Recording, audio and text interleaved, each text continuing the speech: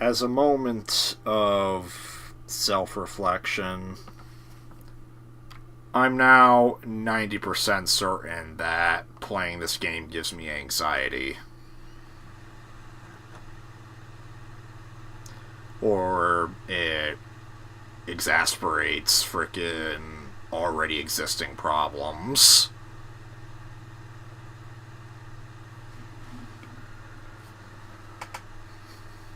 Like, it feels like such wasted time. Like, this game gives you nothing. Absolutely nothing.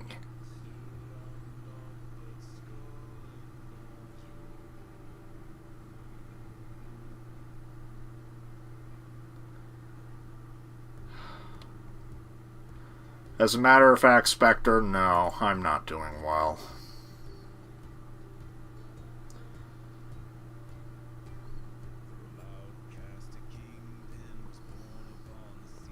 Because I'm tired of this crap.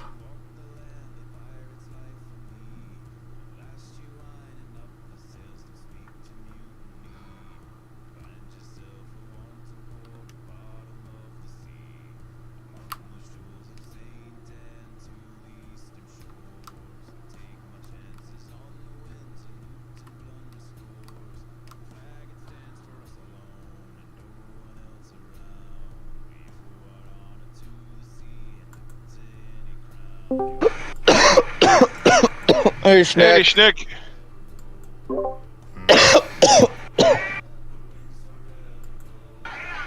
Sorry about him. Miles is allergic to bullshit. I think I got some caught in my throat. How you doing tonight, Schnick? Ready to hopefully... Not gonna lie, in a pretty bad mood, specifically because of this game. Alright. Well, So hopefully this will be the last Like- last Like, session. the last few streams, I've gone pretty silent because my anxiety got heightened. I think this game is partially responsible. Okay. Yeah. well, a way to think about it is we should be in a position to watch At World's End next Monday. Yep. Okay. World event completed, so we can get out of Yeah, we can get out of here. I can dump all the obscene bullshit that's in my stock in my inventory. And then we can get on with finishing Li Tianning's quest and finishing off the year 1 expansions. Alright, Yep, I need to find a fast travel point nearby fast travel point. Yeah. I can't find one. Yeah, that's like super nearby. So Wait a screw it, second, I think. there should be... Fort Louis is the nearest. Oh yeah, I see it now. Fort Louis. Yeah, Fort Louis is the nearest. Alright, Okay. so yeah, we'll be back at St. Anne shortly, Schnick. We were just doing a convoy thing that popped up.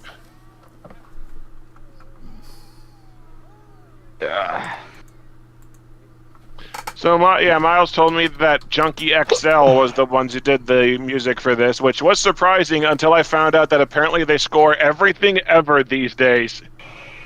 Well, and given the quality of this game, scoring Zack Snyder movies, and by Zack Snyder movies, recent Zack Snyder movies.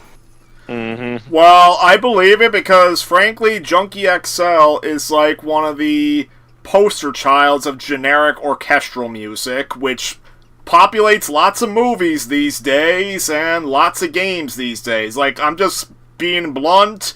Lots of game soundtracks these days suck ass. Ass! Yep. Yeah. Ass! I will say they did a cover of Live and Learn for Sonic 3 that they didn't even end up using in Sonic 3. That was pretty good.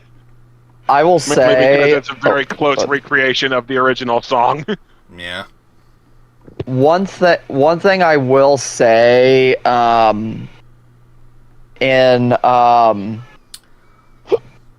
excuse me, in Junkie XL's defense, it may be annoying to some, but I kind of liked his like Wonder Woman at all.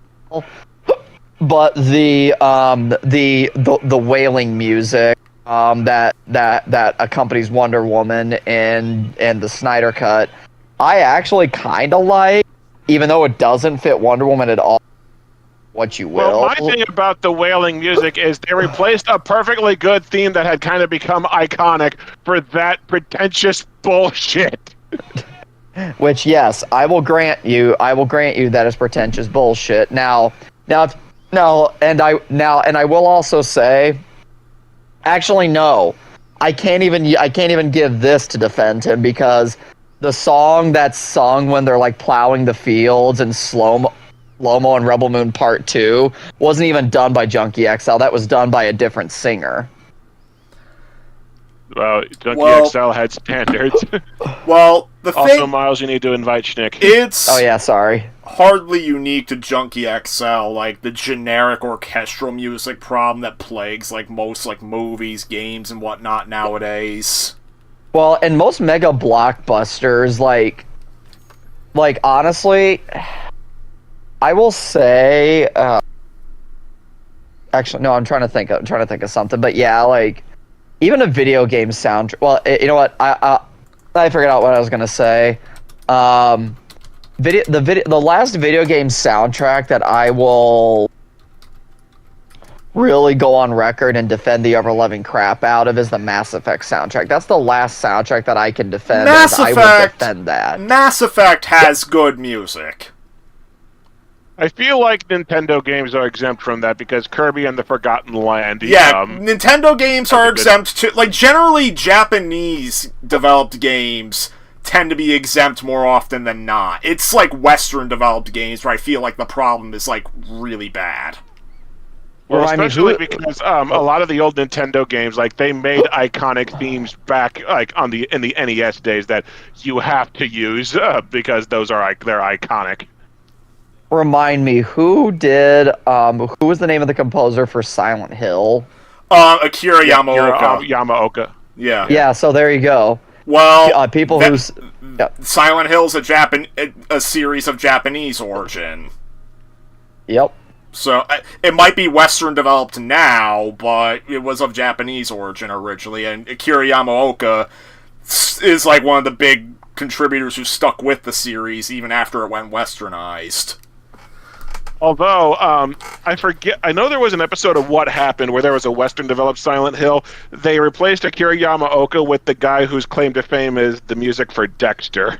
Yeah, that would be Silent Hill Downpour, and I'm not sure why Yamaoka got replaced there. I think it was because he was busy with frickin' Silent Hill Revelation. Ew. He scored that? He scored both the movies. And Okay. In fairness, even Revelation, the music was not the problem. like, yeah, it wouldn't be, because Yamaoka's a master of the craft. Yeah, And honestly, and what's funny is I would even Spill.com ranting about that movie. I know that Silent Hill Revelations is the garbage.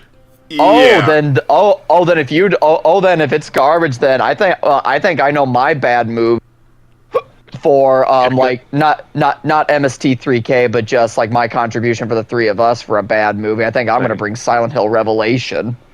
Okay, because I've seen the first Silent Hill movie. I have not seen the second one. Then you're gonna love Revelation. I know Miles is a fan of the first Silent Hill movie. Me, I was pretty mixed on it, and that's because I remember thinking it was okay, but I don't know anything about the series. like, I know everything there is. I know a lot of things about the Silent Hill games, and yeah, I had thoughts of how they adapted the material.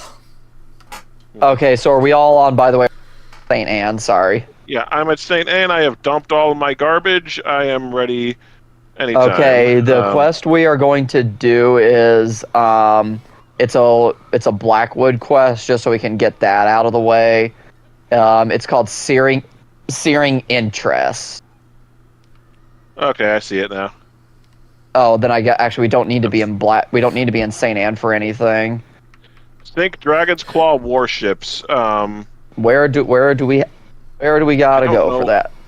I don't know. I think we just like run into them at regular. Oh, I see it. I see them. I see Yep. it. Yeah. And we need to fast travel to There's a merchant Telek convoy right. There's a Oh, it merchant is, yeah. convoy right next to it. So yeah, we could just. It's I don't broken. I can't spawn in on that. Well, Oh, I see it. I see the merchant convoy. Yep, I see. well, I'm going for the objective because frankly, I want this shit Same. over with. Yep, me too. Hey, Schnick, do you need us to mark where we are, so you know where to? Sorry. I know where I need to go to. Okay. And frankly, Okay. I think that. Oh, another world event. We're being ambushed. Oh well. Frank, I think that all of these. I think that the later expansion specifically added a lot of some one-off quests from Blackwood just because they realized like this game needed more stuff to do by any means necessary. So like I'm not sure that this is an actual quest line. I think this is just like a repeatable activity, but we'll see. Yeah, we'll see. It is marked with the DLC, so that's why I. Yeah, I got you. I'm just saying, don't freak out that you see these because I'm pretty sure they just added repeatable events so that players would think they have stuff to do. You know, going back to Silent Hill Downpour and how they got the Dexter guy to do the soundtrack, in fairness to him, he really did try his damnedest to match Yamaoka's style.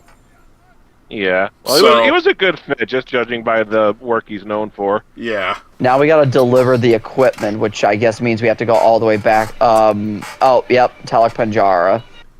Okay. Yeah, there it is. Group activity focused. Okay, yeah. Deliver exotic equipment. Just deliver. Oh, sorry, deliver Snake. to Black. We can go to either place. We just have to take it to Blackwood. Also, And- Oh, go ahead. Nothing. I was just gonna say this is another fucking thing that's gonna be thoroughly raged about in my video. Is just that if you get anywhere near a world event, the game completely like forcibly changes what objective you're tracking. The big thing I'm going to write about in my bit is how the progression just kind of stops.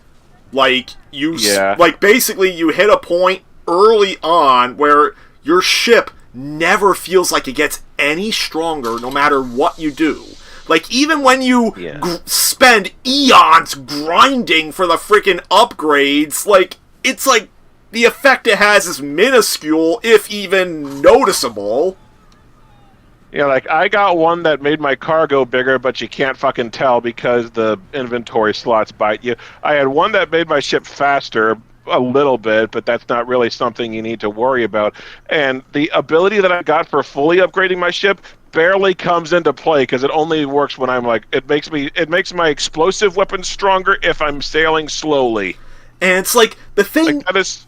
And it's like the roadblock in, like, how it feels like you're progressing in strength. It's like, basically you're fighting the exact same damn enemies the entire frickin' time, never feeling like you're getting any stronger, the enemies are ever getting any tougher, except every now and then they'll throw in, like, La Peste, where it's, like, impossible.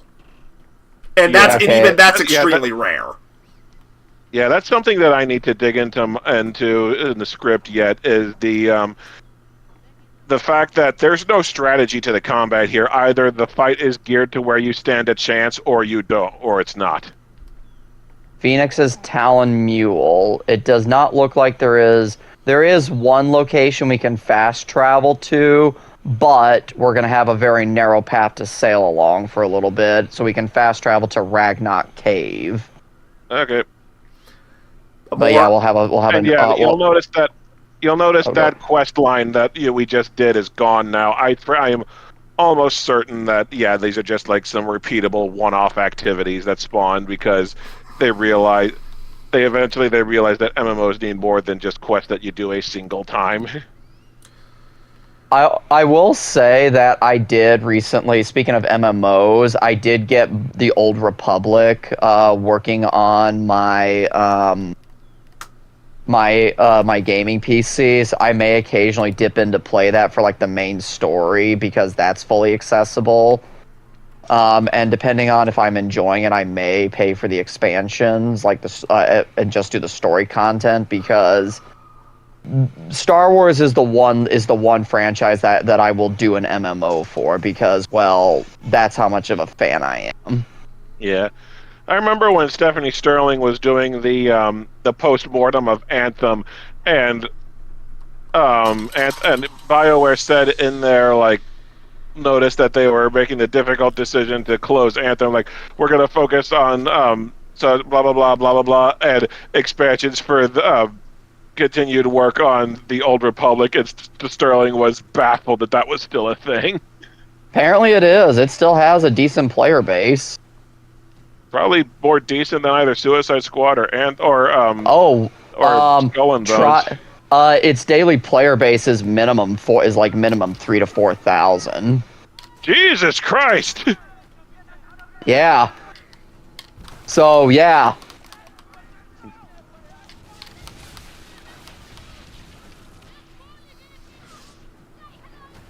And honestly, all the stuff the gameplay is pretty. At least for me, it's MMO combat. Like I said, I'm not going to say anyone has to play it, but it's like that's how much of a fan I am. Where like it's a new Star Wars game set in the Old Republic universe. Fine, I'll play it.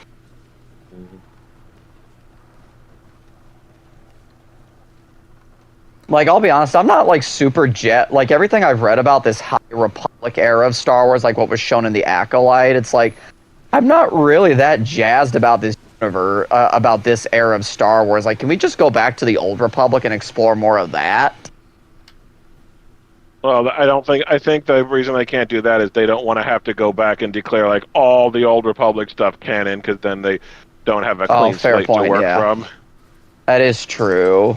Or at least start reintroducing stuff. I don't even understand what the problem with the Old Republic stuff is, because that's like nearly 4,000 years before the events of the movies. Like, anything that happens in the Old Republic era doesn't really matter to the modern movie, so it's like, why do they have to debate its canon status?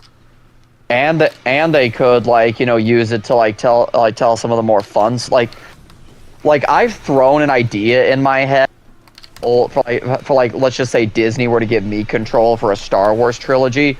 My idea for a Star Wars trilogy would be to make a trilogy based around the 3 main CGI trailers they made for the Old Republic game back when they were using it to launch. And there's a trailer called Hope, Deceived, and Arrival. Oh my god, I am hooked on a ship. Jesus Christ. Get off of me. Get off of... Jeez, you stupid shit. Sorry, go on. Good news is I killed the ship that we needed. Bad news is the towers are ripping me to shreds and I can't heal. So hopefully I escape, because it's another 30 seconds before I'll be able to fucking heal. Oh wow, yeah, we do need to get... You know what? Yeah, I'm just gonna keep... because those towers are... They basically force you to go into an area where the towers are like just insane. Well, right, I'm gonna keep running at sea. Yep, I'm gonna keep sailing where I am along this narrow path and just get out of here, just so I can get out of here. Then we'll all need to find. Well, the nearest spot I have is there, so. All right, I am getting the fuck out of here. But anyways, yeah. So like back to anyway, so back to the conversation about video game scores. Yeah, like I will 100% defend the math score. Sticking with BioWare. I will also defend the original score that was made for Knights of the Old Republic, because outside of the of course the main Star Wars theme and the ending credits theme, the dun na na na na na na na na Nah. Outside of that, that is the only John Williams tracks they use. Well, keep that in mind, the old Knights of the Old Republic games were made during a time where I thought game music was generally good lots of the time. Like, I'm talking about, like, the more modern era, like, starting the 2010s, where games were trying more to become movies. And that's when movies also started ditching, like, kick-ass soundtracks or, like, generic orchestral stuff. Like, I know it's not your favorite game, but I will contend that it has a pretty bitchin' track. No, what does? You cut out. Skyrim. Skyrim? I was about to say, I think the Guardians of the Galaxy game by Square Enix has a pretty good soundtrack. Like, it's got a main theme that still kind of or at least a refrain to its main theme that still kind of gets stuck in my head sometimes. I think the most, if you want to talk generic-ass orchestral music, like, it may sound good, but it doesn't scream, you know, like, to me, good music has to, like, you can clearly identify the thing that the music is associated with. Yeah. Like the actual music of what I'm about to say is bad, but just nothing about it screams Destiny. Like, Destiny's music is actually, I think, pretty well done. But it's like, just when I hear it, it's like, oh, that's Destiny, and that's mainly because Destiny is such a generic ass series. Yeah. So I guess in that case, it's not really the mute. Yeah, actually, no, I will still blame the music. That won't even. Especially like, when you the compare music it to Bungie's work on Halo, because Halo's soundtrack is pretty memorable. Oh, Halo's soundtrack is, again, iconic. Yeah. Although the Halo soundtrack in later Halo games start Halo. Well, yeah, like, I'm mainly talking the original trilogy, maybe also Reach, I'm not sure. I'd say Reach still has a very solid soundtrack. Yeah, well, Reach, I've only completed one playthrough of it ever, so I'm not as familiar with it. I can't dock because it says I'm still in combat. Another bitchin' soundtrack, I will say, and it's mainly because it's Hans Zimmer who did it, which he sometimes is victim of generic orchestral, but this is still a great theme. He did the score. He scored the original Modern Warfare 2. Well, the original Modern Warfare games and like the old Black Ops games, freaking, they had it. Oh yeah, Black Ops 1 had a killer soundtrack. Yeah. Oh, and World at War. You start playing that Russian theme, and that just makes me want to punch a wall. Oh, yeah. And not to mention, World at War has... out of all the main menu themes in the Call of Duty games, World at War had the best one, basically because it sets the tone for World at War. Basically, it's a horror game. Yep. What are you guys doing right now? I'm heading to Telek Panjara. Okay, I was just wondering. Oh, you're right. Yeah, I actually see the closest lighthouse. I actually wasn't even paying attention. I am stupid. I figured one of you would have gotten there by now, so I was wondering. Yep, I am stupid. But yeah, the original, like, in World War, and this is the thing, another piece of music that to me is like from that game that is iconic is like even just the music that plays during the opening montage where like you're seeing like all the historical footage of like what you know what the Nazis are doing, what the Japanese military is doing, and then you hear FDR's like you hear his Pearl Harbor speech, and all that music is just like I instantly hear that and I'm like, yes, Call of Duty World at War. Yeah. And then another piece of music that I like is when like there's a character named Captain Sullivan who gets killed in like the third level, and that music that plays is also like, yep, Captain Sullivan's death. Oh, well, that was it. Yeah, well, I just got to Blackwood. Yep, I still need to get to a fast travel point anyways. And then Embroidered Heist. Huh. I'm gonna see if that actually does tell. Acquire the Mother Lode by carrying out Blackwood schemes. I wonder if this actually is like a side quest line for this DLC. I don't know. Let's see. Yep, fast travel to Telek Panjara. Oh, treasure is in this outpost. I don't care. Yeah. I am not searching for treasure. I have literally stopped looting stuff because I figured out long ago that it's for most of it's freaking useless, and we're done with this crap after today, whether you like it or not. So freaking, I'm not even bothering. Yeah. Yep, I gotta do some inventory management first. Yeah. Oh hey, here's a bug. You know that fast travel thing where like no matter where you are, and you can just hold down circle and fast travel to your ship? Yeah, I've got it. That ain't working. That's not working. That ain't working. Yeah. Yeah, that fails for me a lot too. I literally have it filled right now, and it's not doing a thing. Yep, and as a result, I have to manually walk over to a warehouse to manage my inventory. Oh my god! Yeah, and now I've had that a lot. So yeah, add that to the list of never-ending bugs that's going to be talked about. Oh yeah, it's a long list. Like if somebody on stream or in the comments somebody in the stream asks, so how many bugs have you found? How much time do you have? No, if they ask how many bugs have you found, I would respond, it's over 9,000. But yeah, I know, and I've already said in the chat, but for my bit, I'm 100% just going to talk about like just how thoroughly uninteresting this is, and then talk about use Pirates of the Caribbean to talk about what makes a pirate world interesting, because I know more about Pirates of the Caribbean than I do about Assassin's Creed Black Flag, because otherwise I would talk about Black Flag, but I know very little of Assassin's Creed Black Flag other than I beat it once. Yeah, I don't want to dig. The few people who are like defending the game in that Ubisoft trailers comment section are kind of peeved that people just keep comparing the game to Assassin's Creed 4 Black Flag. But like, so I'm not gonna. I figure the video is going to be long enough without me drawing direct comparisons to it. But I am at least going to play a little montage from Black Flag, and we'll see.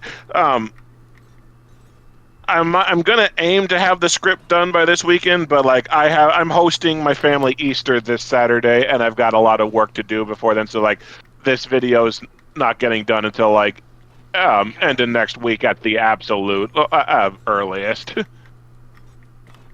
Scarlet Heist. Oh, yep. So yeah, this is a quest line because the quest description of this with the location of the Phoenix Talon exposed, blah blah blah. Okay, Scarlet Heist, I got it. Scarlett Johansson Heist. God, I wish. All right, there's Scarlet Heist, and Okay, yeah. Where is a good location to fast travel? There's a world event. Actually, there's a outpost relatively close to it. Can you mark it? Which one? Oh, I see it. Yep. I just marked it, the Necropolis. But I'm gonna fast travel to the boss fight world event. That's right. That's underneath it because I think it's a little more direct.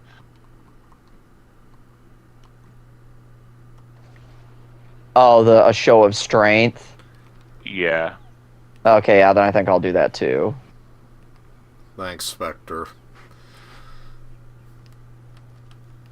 Let's see what's another. Okay, what are move? Oh yeah, like I'm not gonna call it like a memorable score, but I liked Furiosa's score, and that was Junkie XL. I preferred Fury Road. That was also him. Okay, fair enough. Yes, Fury Road's score I will say is much better than Furiosa. But Furiosa is still a damn awesome movie.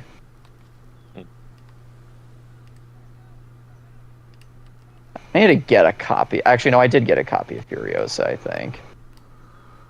I'll have to double check. Where are you going to? The objective. Show of yeah, strength. the objective for Scarlet Heist. Yep. I don't see an objective for Scarlet Heist. Is your journal is it active in your journal? Yeah. Yeah, it is, because I can see it right now. It feels like Miles is in a completely different place than where Jado is. Are you sure about that? What the... Okay, Scarlet Heist just disappeared from my map. It didn't for me. And now it's like on a fog area. Come the fuck on. I have a million goddamn quests on this on my objective list I want to do. All right, intercept and sink the convoy before it leaves the Indian Ocean. Okay, I'm headed towards it. I'm almost to where it is. Okay, I'm to the location now. So basically, just head over to where I am. Yep. To find the convoy ship and sink if it. If the fucking captain's health bar would disappear. Yeah. Because otherwise I'm just blind navigating with my map.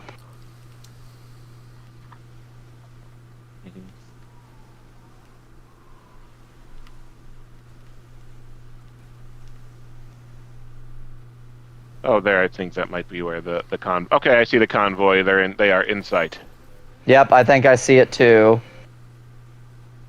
Yep, I see it. Mm-hmm. Oh, hey, Schnick, I have a mortar that's called Crouching Tiger. That's a movie that I have on digital, but I have not seen. That movie is why Ang Lee got hired to make the Hulk.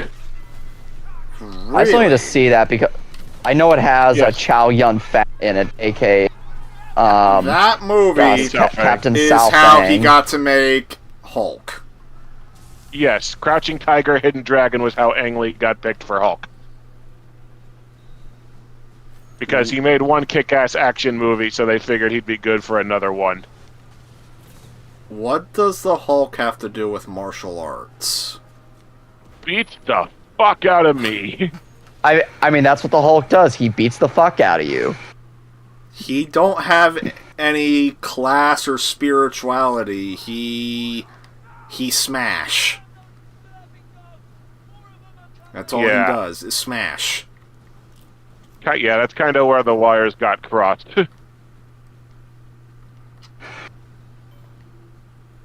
But yes, man, this ship has a freaking long whether you like it or not, it has that sin attached to it. Yeah, this ship is taking forever, a shitload of damage before to die.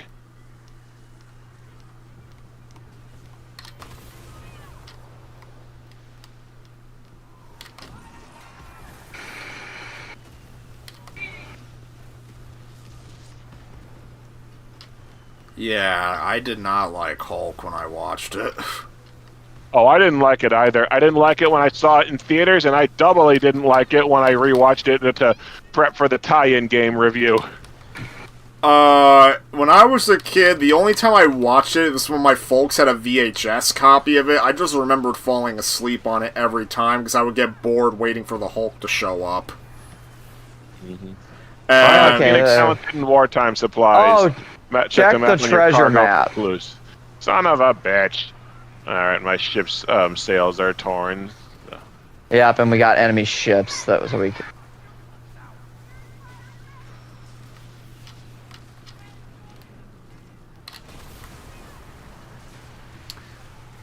I'd much rather be completing a treasure map in a fucking Peter Pan game. What Peter Pan games are there? Because the only one I know is the one from Phoenix Games. Oh, that one. Yeah. There's one on the PS1 called... In North America, it's called Peter Pan Return to Neverland. It was made as a tie-in to the movie. It has nothing to do with the sequel of the same name. In fact, in Europe, it was called Adventures in Neverland. It's sort of like a... It's like a 2D flying game, basically. Like, it's like sort of like you fly to the end of each stage. Like, it's sort of like a maze kind of thing.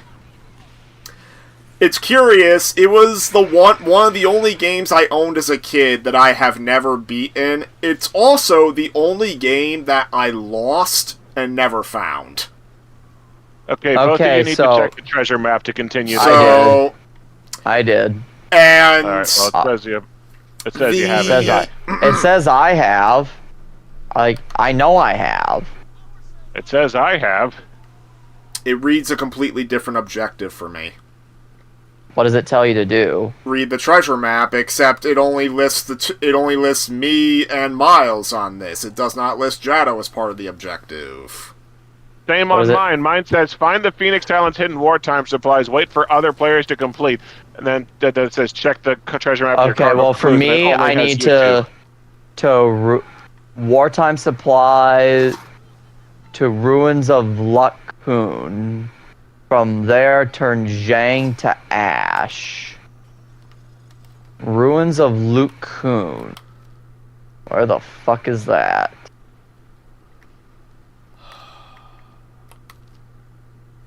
That's Ragnarok Cave.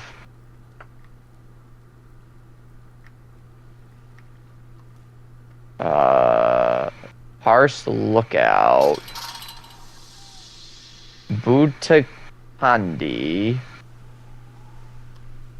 Man, it would tell us. It would be nice if it told us which island to go to, objective-wise. Oh, wait. What did I? What did it tell me to do? Let's see. Concentrate on wartime supplies to Ruins of Luckhoon. Ruins of Luckhoon. What the hell? Forgotten Candy.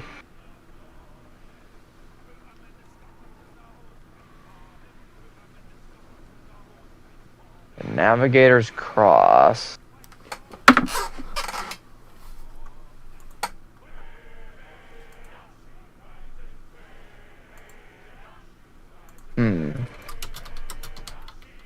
I'm just gonna try going there. Like if we can't figure this out in a few minutes, Yeah, but we just quit and go back to Li Tianning's quest, the main one. yeah, like I'll check this island that I'm heading to, and then if it's not there, yeah, I don't care anymore. Yeah. It's just the completionist in me. Yeah. Wartime supplies. For a second, I read Zhang as. I'm like, oh, Jason,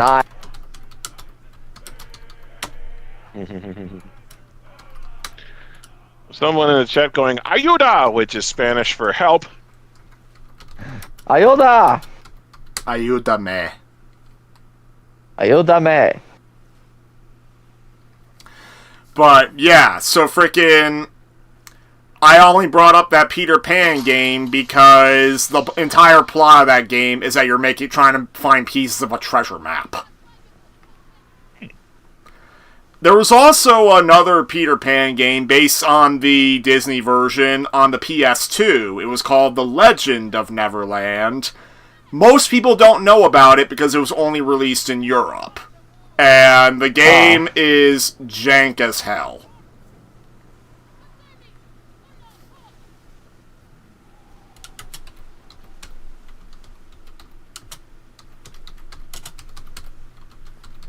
Oh, that's an ambush. I do not care about ambushes. Oh, if we're talking iconic, the music that plays when Ghost and Roach are killed is also pretty iconic.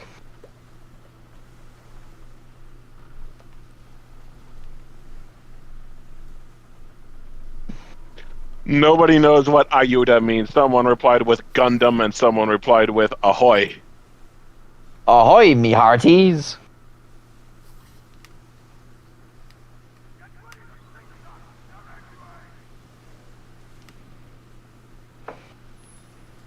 I'm tempted to get into the chat and go, Ayuda means help, you dick. You For some hit me with reason- the phone, dick! Oh, wait, I can't remember if it's if the guy screaming, "Are you the man?" or screaming Ayuda, but I believe it's in season 1 of The Walking Dead when the main group goes back to the city after Rick finds the survivors camp. and they it's the episode where they find like that home of senior citizens. Oh yeah, it could have people- gone either way because lots of the people in the senior citizen home spoke Spanish. And so yeah, he was either screaming like the guy that was trying to draw them into a trap was like, "Are you the man?" Or if he was screaming Ayuda. Ayuda me. Ayúdame! Ayúdame! Yeah, that might be. Because Ayuda Yeah, me I put in the group chat, Ayuda means help, and the guy who replied Gundam went, oh. Oh my god. Spanish. Yeah, watch Espanol. frickin' Dora the Explorer. Learn to speak a little Spanish. Okay. Forgotten candy. If it's not here, then I don't care anymore. Yep, I'm just typing up real quick what's going on. For Yep, fuck sake. Nope. I don't see it, and I really don't care to know, because normally these treasure maps will tell you, like, the region it's in. But it does not here, so... I don't care. So, ready to go back to hunting Tai Ling or what, or Li Ting Ning? Yep, we got to go back to Telek Panjara. So, yep, screw this. Sorry, Blackwood, go fuck yourself.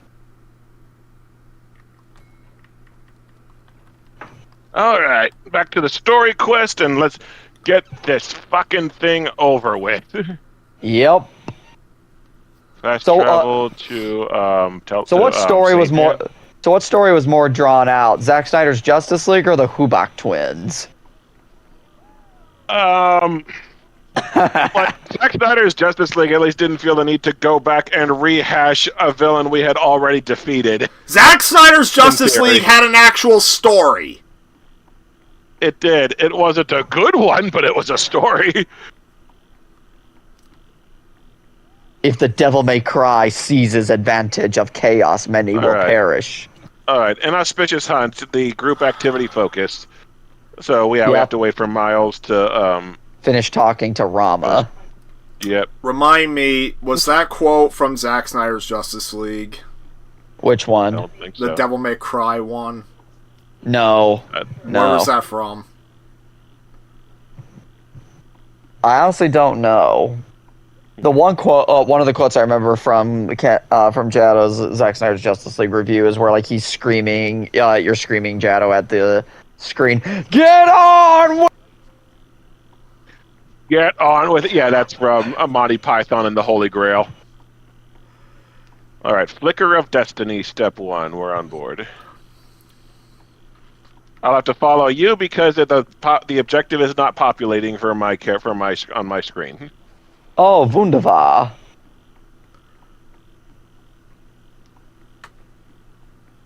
Think the Phoenix Wait.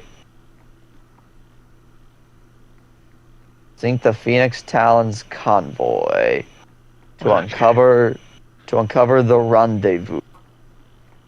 Okay, the nearest place is Bukit Kandi.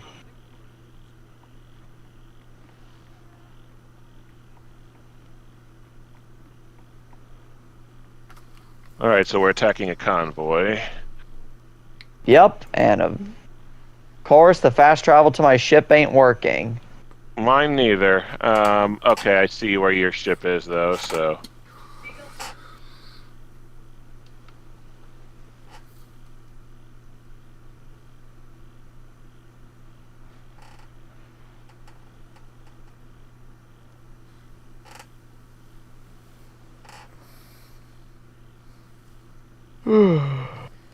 I really hope I actually get credit for this because the objective still has not populated on my fucking screen.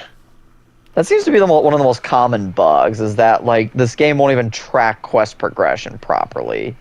Yeah. Because it hardly Okay, expects you to stay together. Oh, So no, I got have it. you. Okay, I have you on my screen, and then Schnick, are you with us? I'll mark where we are. Think the Phoenix's Talon convoy. I got it now. I got the objective now. You see us? That is some horse shit that there's no spawn point closer. Oh yeah, that we have do to you see- sail a long way to get to Flicker of Destiny. Do you see us though?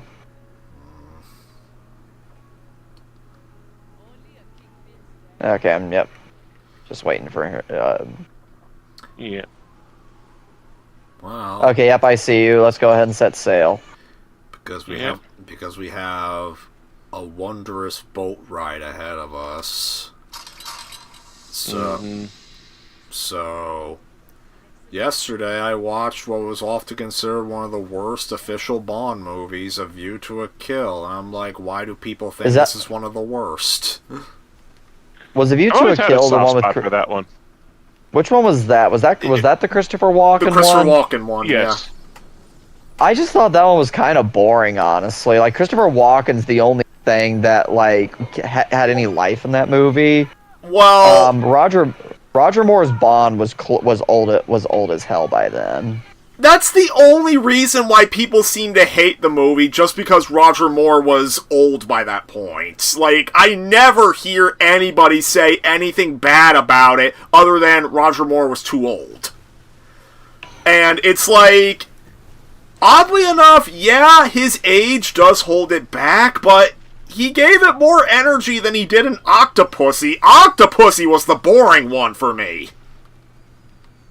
I just thought like after like how many? I think after the 5th Roger Moore movie, I was being pretty nice to the Roger Moore movies because like I thought like their silliness was still fun, but like after a while, after like movie 5, because he did like what 7 Bond movies? Yeah, correct? he's Yeah, done he did 7. Yeah, He did 7. yeah. Yeah, his last 2 ones were just like by then they were just kind of a bore, and I really do think a lot part of that because he is the main character, and in the last 2 Bond movies he was old as hell. His lack of energy kind of sucks a lot of life out. I would argue A View to a Kill, despite his age, it felt like he was trying a bit more there, but the thing is, like, he knew he shouldn't have been there. Like, my understanding is he wanted to walk away after Octopussy because he kind of realized his age was a problem. The problem was I that thought it was before Octopussy. well, at least from what I was hearing, but, like, I guess the big reason why he stayed for so long is because the producers literally couldn't get anyone else, and they were, like, begging him to stay. And because he was a nice guy, he stayed for them. But, like, after A View to a Kill, like, that's the point where he's like, look, guys, we had a good run, I can't do this anymore. I'm old. Yeah, I'd heard the same thing, except I thought he was also like trying to bail before Octopussy. Like, or at least how I was, like, at least when I was, like, reading, like, the history of A View to a Kill, apparently Octopussy was where he wanted to jump, after Octopussy was where he wanted to jump off. And then they convinced him to stay for one more, and then, like, A View to a Kill's like, yeah, I'm done. And apparently one of the key things that made him realize he needed to go was, so Tanya Roberts is the main Bond girl of the movie. He found out he was older than her mom. Oh wow. Yeah. Well, he also didn't get along well with Tanya Roberts. There's a part where she was apparently kind of a prima donna on set, and there's a part where I don't know if it was Roger Moore ad-libbing or if they put it in the script, where he like mocks thank God we found a minor outfit that perfectly fits you, just to mock what Oh her. wow. Well, That was a jab at her prima donna behavior. it wasn't just Tanya Roberts. He also didn't get along with Grace Jones, who played Mayday. And like, Oh good. and the thing is, like, and I quote, this is what he had to say. Well, they say when you have nothing nice to say about someone, you don't say anything at all. So I will say nothing about Grace Jones. Though Okay, that said, you all need to read the cryptic message by the way. Yeah, I'm reading it now. so that said, Oh. when Roger Moore passed away, Grace Jones actually did give him a pretty touching tribute, like, in spite of their differences. So Follow that the was black nice. smoke from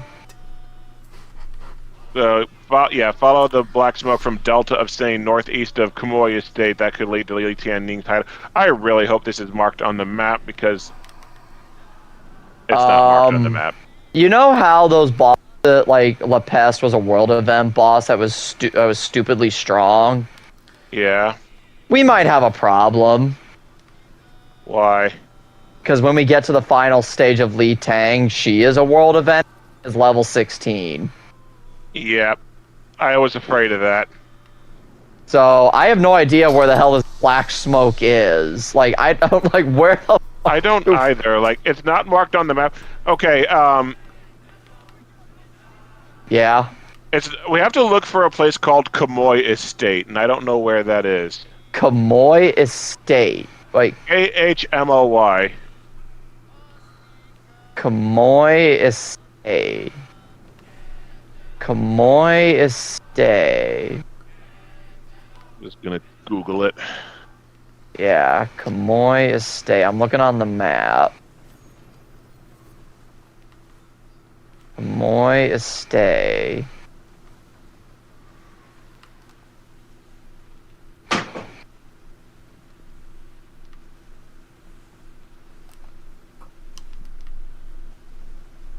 It's an outpost in the Baruch Sea. Where the Oh, in fuck the is it? I see him. There's a map. Okay. Where do we Kamui go? Estate, according to the map that I'm looking at right now, the Kamui Estate should be right about like here or so, but it's not. I don't see anything like that on the map. Oh, it's this one. It's that one. Oh, it I is? got it marked Okay, yep. now. Okay. I will say, though, who was the black woman in A View to a Kill? What was her name? Grace Jones. That was Grace Jones. That was Grace Jones. Yeah, she was hot, though. Yeah. I'll admit, though, I will freely admit, she is one of the things that also, to me, at least prevented me from outright hating A View to a Kill. Well, because, yes, Christopher Walken and Grace Jones. yeah, they are certainly the highlights of the movie, but I will say, like, the movie for, like, its first hour kind of, like, meanders along, and yeah, there's been several, but the thing is, there were several Bond movies up to this point that were guilty of that, and honestly, A lot of the Bond movies just kind of meander. A lot of the Bond movie, a lot of the like when I watched that, like, what was the one that was Oh yeah, Thunderball. Like when I watched Thunderball, and as much as I enjoy the majority of the Roger Moore movies, I do, including Moonraker. They do, like, Moonraker, I even said, it kind of meanders for a bit before it gets to the Star Wars stuff, and then when it gets to the Star Wars stuff, it is fun as hell. Well, the thing with the thing with the classic era Bond movies is that, yeah, they have that kind of trap, but some movies, it feels like stuff is moving along, and then other times, it doesn't feel like it's moving along. And yeah, A View to a Kill is one of those movies, but honestly, Diamonds Are Forever, Octopussy... Diamonds Are Forever is one of the worst ones in the Oh, series. yeah, and people defend that one because, ooh, Sean Connery came back. Okay, so do we have to sail and follow the black smoke, or do we have to go on the island and look? I'm following the black smoke right now because it says to go northeast of that location. Okay, And so then... There's a fire just in the middle of the water with some black smoke. I'm sitting at it right now. I don't think it actually does anything. I don't think it actually does anything. Let me see. Oh, good, a world event. Yeah, we're being ambushed. So I'm about to These read... aren't easy, they're just tedious. Come the fuck on. I'm about... Okay. This, to all the people who defend Diamonds Are Forever because Sean Connery came back for it, this is what I had to say for it in my Letterboxd review, word for word. Well, Sean Connery came back. He put in the bare minimum effort. The heartbreakingly tragic ending of On Her Majesty's Secret Service is almost completely ignored. The effects and post-production budget took a big hit from the huge paycheck the producers needed to fork over to Sean Connery, and they pivoted towards an unfunny, silly tone in what's easily the most dull and unexciting Bond story in the official continuity so far. But Sean Connery came back. You Did happy? you say we have to travel northeast, is what you said? Yeah, it said northeast of the place that we just went is what it said. It says follow the black smoke. I'm going to assume there are like multiple beacons leading us there, but I don't know. But yeah, it says we have to go northeast of the Kamoy estate that we just left. So the heading that you're doing. Oh, the heading that I'm doing? Yeah. We have our heading. God damn it! It's still the bait and switch thing is still on. I have to constantly keep reselecting shit. Yeah, follow the black smoke from Delta of Sane. Yeah, I have a very bad feeling about how this is going to end. This may be... We may be in a situation, three of the four DLCs we just physically cannot do. Yeah. Okay, Oh, there's the hey. invisible... Oh my god, the wind is literally... invisible wall, yeah. Yeah, the wind was literally blowing me to the side. Yeah, there is definitely an invisible wall over here. Seems like it anyway. What the fuck? Well, if you said northeast, I'm heading northeast. Yeah, northeast should be like over here or so. Oh, where you're going, sorry. Mm-hmm. I thought that's where I was going. Because where you're going, it says northwest. So anyways... should be like above and to the right. So anyways, A View to a Kill also had some neat action set pieces during its last hour. More than what Octopussy had. Octopussy had, like, nothing. Well, that's wrong. It had a few tense moments, but, like, nothing that really stood out. Miles might be going the right direction because there's kind of a little alcove there. Okay, yeah, and this is not to mention. I don't think we can go this way because it's out of the bounds with the world map. So yeah, I think we go to where Miles is. It's my best guess anyway. Oh, hey, a tower. Mm-hmm.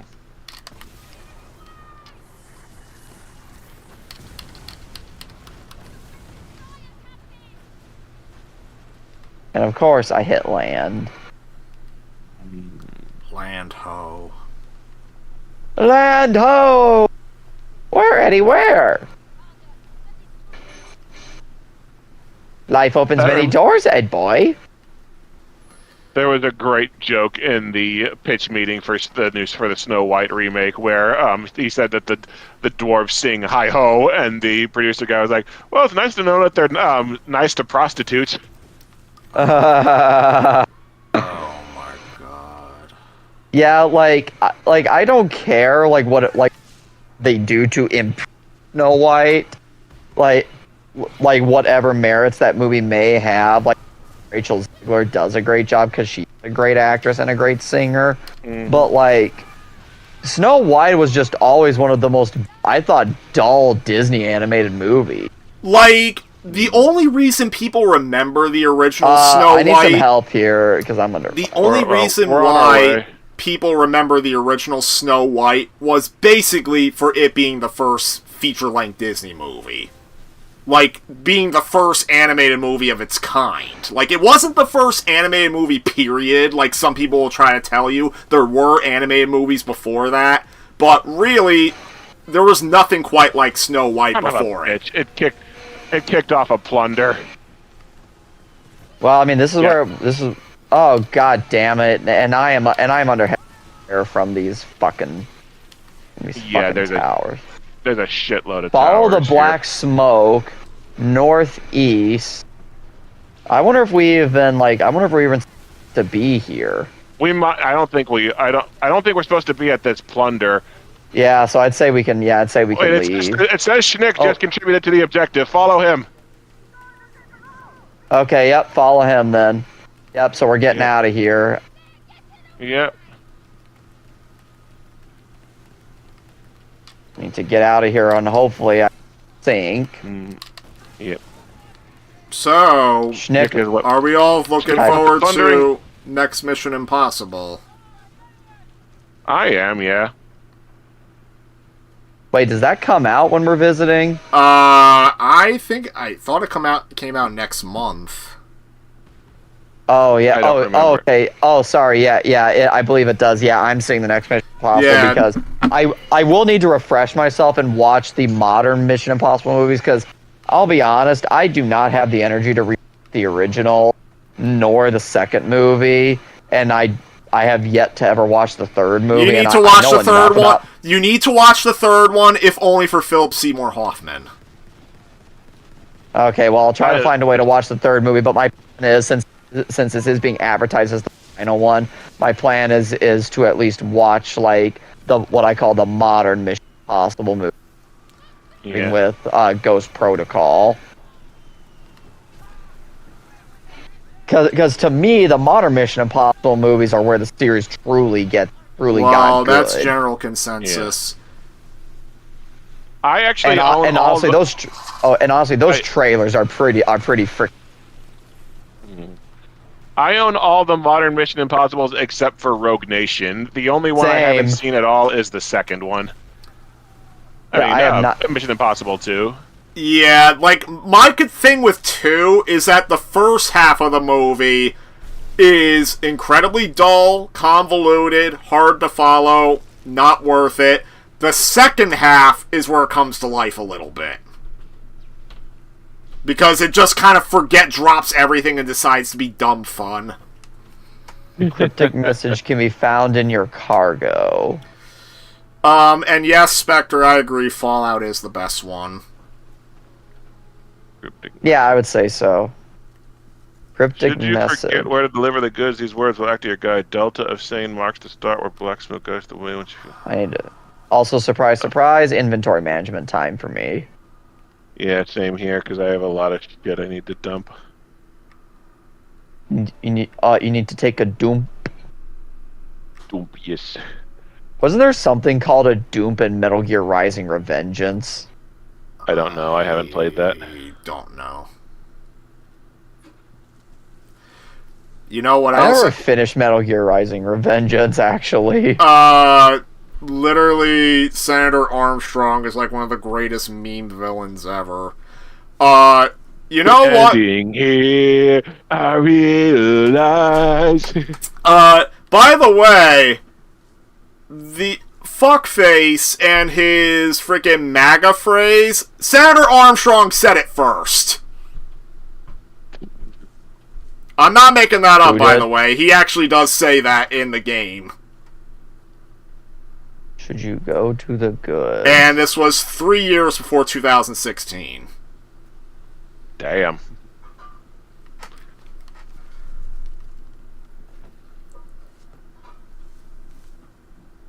Alright, search for Nietzsche ending in the ruins of Luke Kuhn. Nanomachine, son!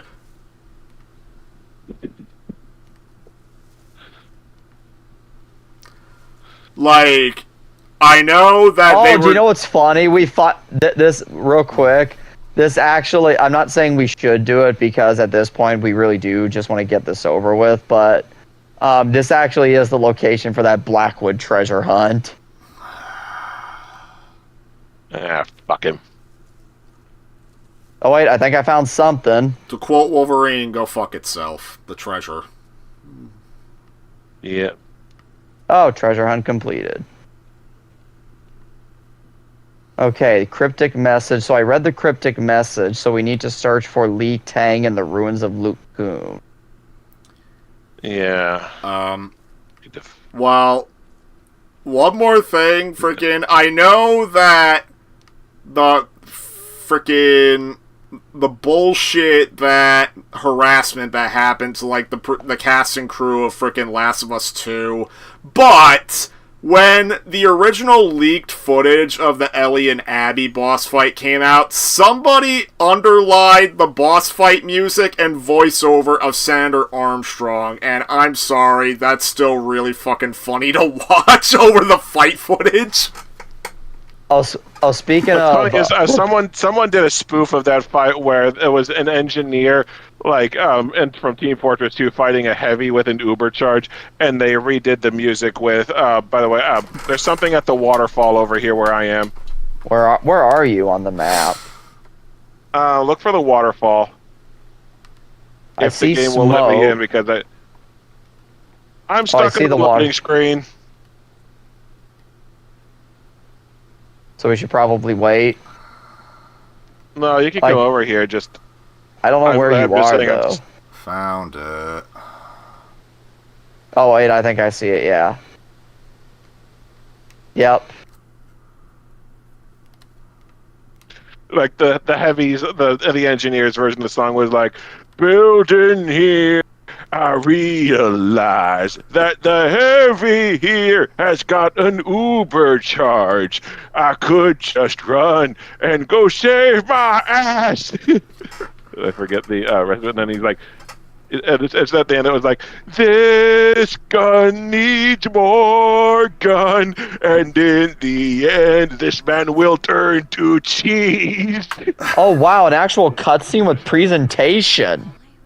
Soon as I get out of this fucking load screen. You might have to rejoin. Oh, I can move again. It just didn't. Okay, now it's working. Fuck on a duck. Yeah. Your Okay. This is the Phoenix cutscene. time. Okay, this is the cutscene I recognize from the story trailer that Ubisoft put out. Then. Remind me that I need to eventually try Jade Empire, fellow BioWare RPG. Yeah, Jade Empire is one I've been meaning to try because I've heard like people say if you like the old Knights of the Old Republic, you'll like Jade Empire. Like, I have an Xbox copy. I'm pretty sure it's also backwards compatible on Series X. It I've is. just never gotten around to it. Yeah, I do want to play it too. If I'm not Wonder who's in the mistaken, voice. if I'm not mistaken, Jade Empire's the big reason why they didn't work on Knights of the Old Republic 2. Is that right? That might be Yeah. that. Well, that and the publisher wanted Obsidian to crank it out in less than a year. And Obsidian must have been wanted to impress. Wow, John Cleese is in Jade Empire as a character named Sir Roderick. Oh, Nathan Fillion's in it too.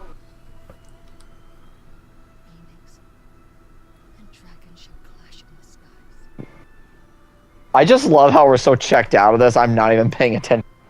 Yeah, does it even matter? Oh, apparently she's possessed. Apparently she's possessed because her eyes just went blue out and talking like she was possessed.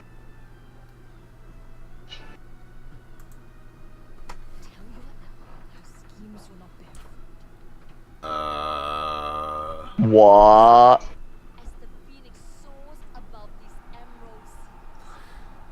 Frickin', she's talking about Phoenix. Where did this?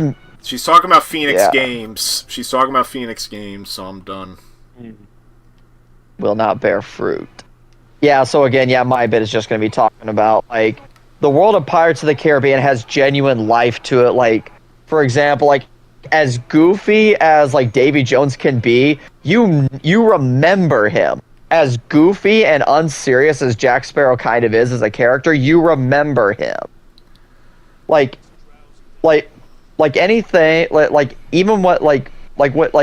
even when like Pirates of the Caribbean does something like the stupid escape scene from Dead Man's Chest, like the escape from the Cannibal Island, especially like what Jack does, you remember that sticks with you. My thing that I want to write about is how this game gives you literally nothing. My comparisons are going to be to previous live service subjects Jado's covered, like Marvel's Avengers, Suicide Squad. Mention how they gave you something before they devolved into nothing. Oh, This starts giving you world by event giving you nothing. that we confess. But yes, yes, this starts with nothing.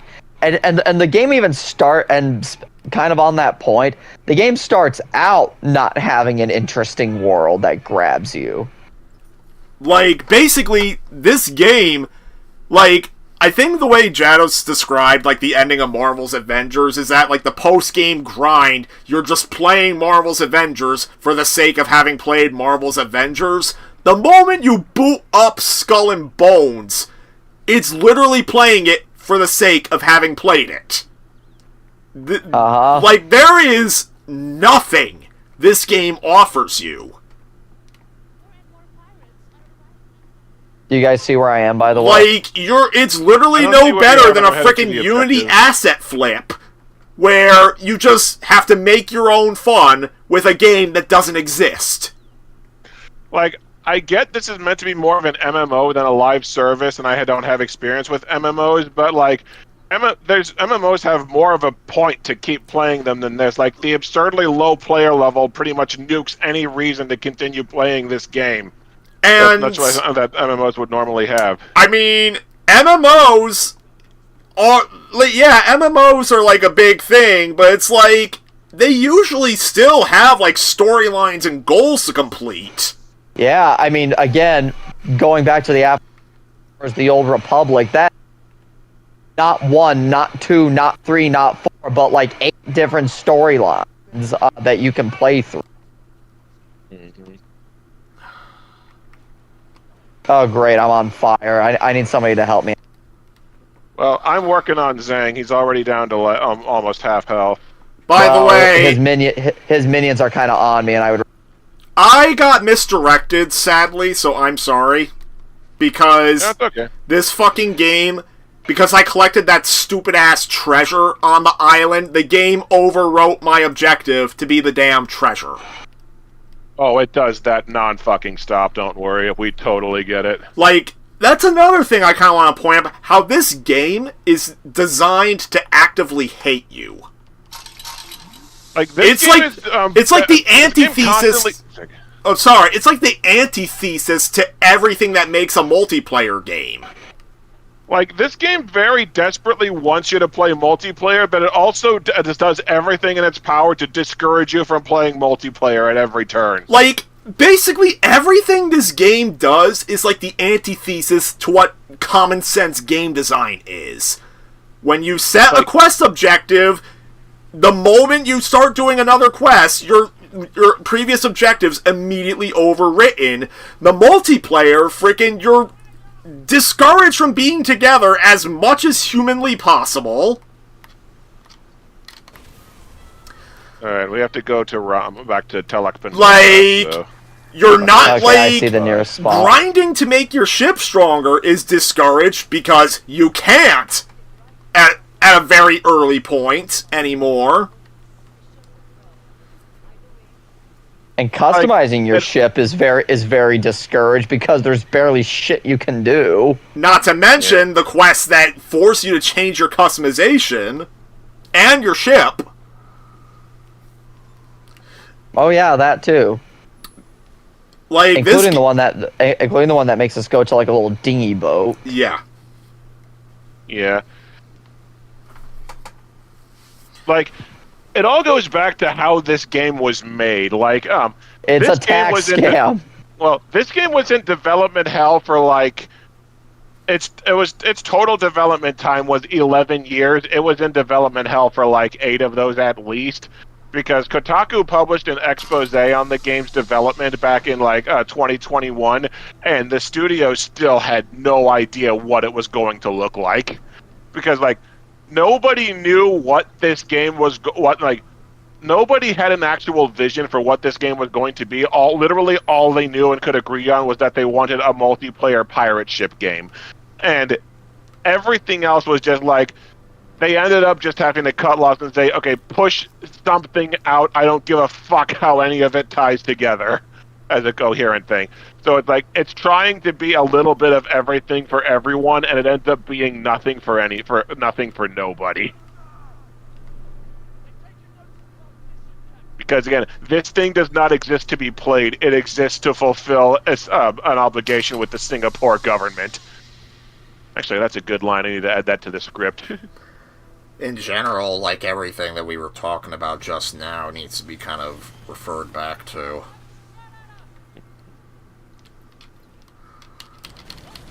Well, I'm happy that I'm in a better mood now. Yeah, I am too. Because like when you, I know that anxiety is no good. Yeah. Like, it doesn't help that I had other shit going on, like, for the last couple of weeks, but, like, I feel like I'm finally getting over Tell it. me about. Yeah, sorry, man. Tell me about it. I got I got a lot of stuff that that I also got to deal with, and yeah, I can tell you, yeah, having a lot of stuff on your plate is not fun, and it is stress. It is mega stress inducing. Yeah. Oh hey, a hanging hammerhead shark.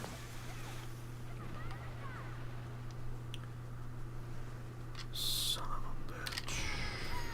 Okay, I'm submitting the journal, whatever, to Rama. Bane of 10 Suns. I got a something. Okay, only the group leader can Okay. accept the next quest, the Virtuous Phoenix. The Virtuous Mission. My sister. Mm. Oh, Metal Gear Solid 3. It's literally the Virtuous Mission is like what the prologue chapter is called. I feel like there's wind that's intentionally making me slower. Oh, that happens to me a lot. Oh my god.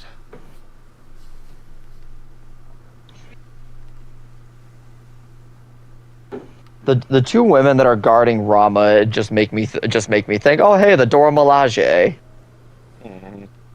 Only if the Dora Milaje were boring as fuck. Yes. Okay, my typical review subject has a script, or the script is like 7 pages long. I am at 9.5 right now. Oh, it's gonna keep going, I bet. Yeah. Well, I've got most of what I need. I have a few more points marked that I need to put in. Okay.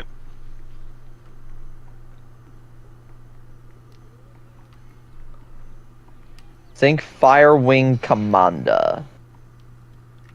Mm-hmm. Oh hey, it's literally right. Oh god, this might be one of those quests that's actually a world event that ends in 4.5 minutes.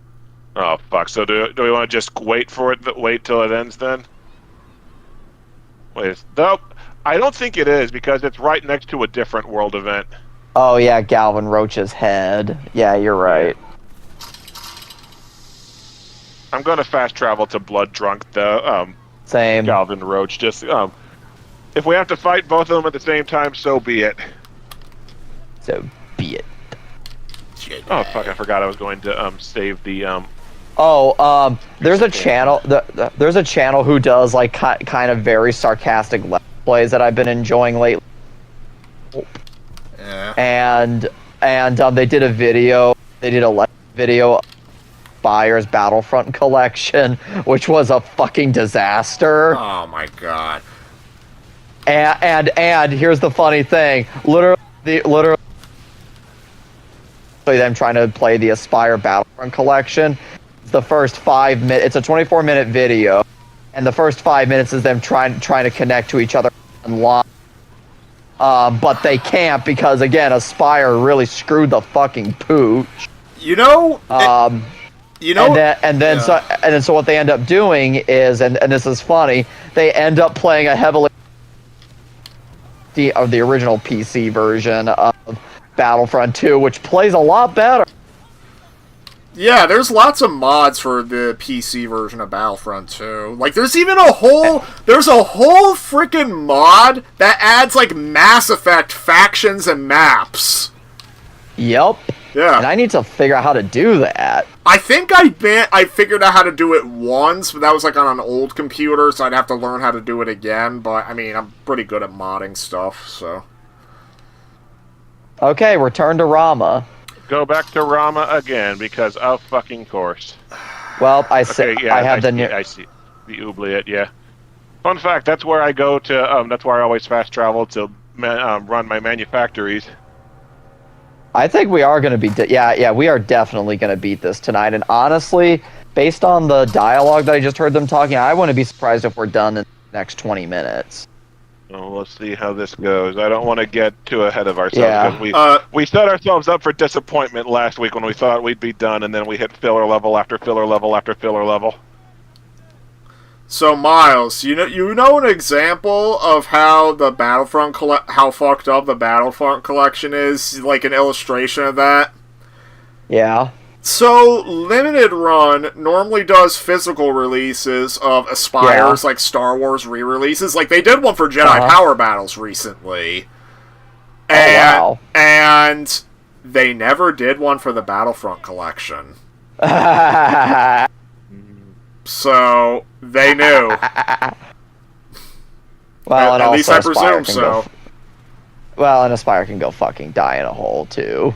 Yeah, I was surprised that for my birthday you got me an Aspire collection of You know what? I did. Episode 1 Racer and Republic Commando. Because that's for you. That's for you, and I know Aspire doesn't bother you as much. So it's like I'm not the kind of friend that, like, if I hate something, I'm gonna poop on a friend's parade and tell. Oh my! What the fuck is up with my ship physics? It's like I was like pushed to the side by like a giant god hand. I need to freaking. Oh, I had that happen earlier. Yeah, freaking. I saved a clip of that, and I need to remember to freaking. But yeah, so. Miles tried to do the same thing with me. He was asking if I there were any Aspire Star Wars games I want. I was like, dude, you don't like them. Why are you asking me that? And he's like, well, that's if you want. And it didn't work because I already own most of the Aspire re-releases in some fashion, but not the Battlefront collection. I'm not that masochistic, but... Do you know what's funny?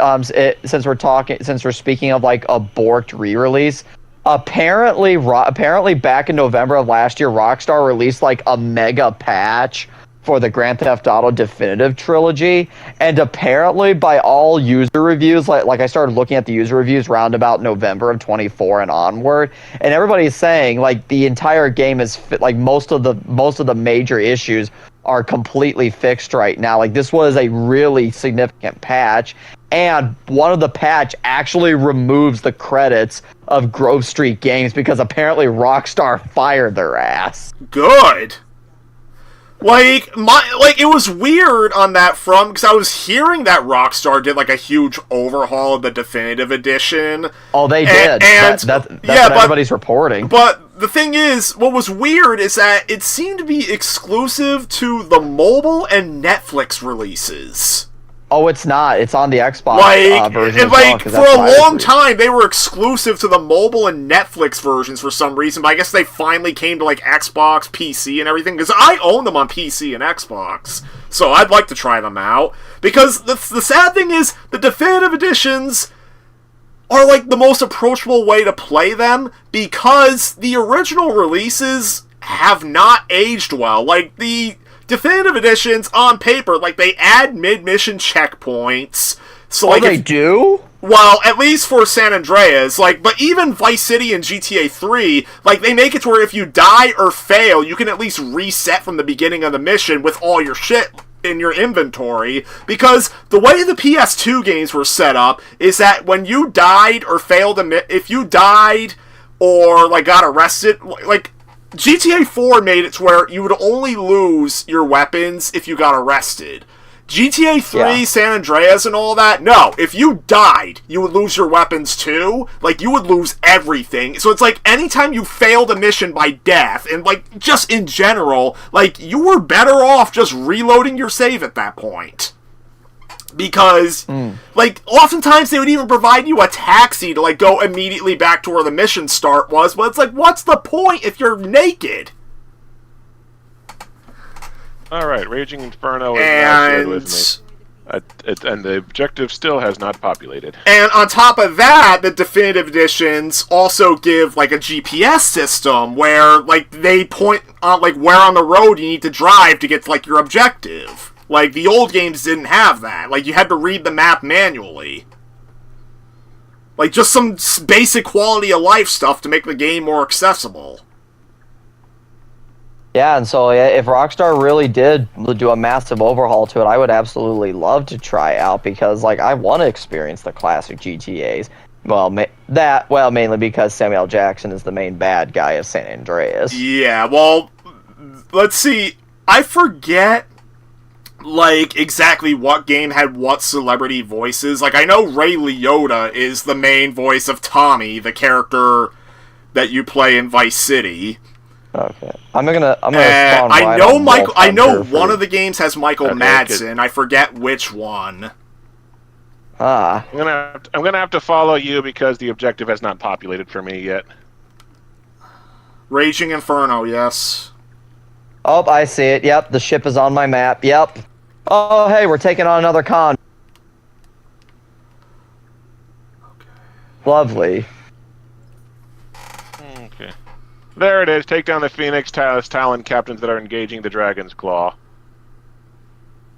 I wanted so much to say make an Avatar reference here, but I can't because we haven't. Commander gotten Zhao. there. Well, that wasn't the reference I was thinking of, but I can't say it. So. Oh, yeah, because it's a spoiler. It sounds like. Yeah, it would be.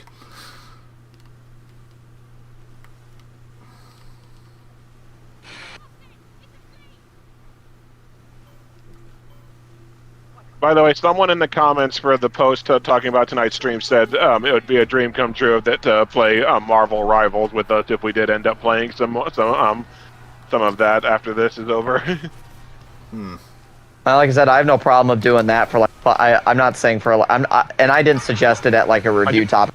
Yeah, I know. Something fun. Yeah. I don't have to review everything we play. It's just we've been doing review. We've done 2 review subjects so far. I mean, So, yeah, Miles actually suggested something to me while you're away on your trip.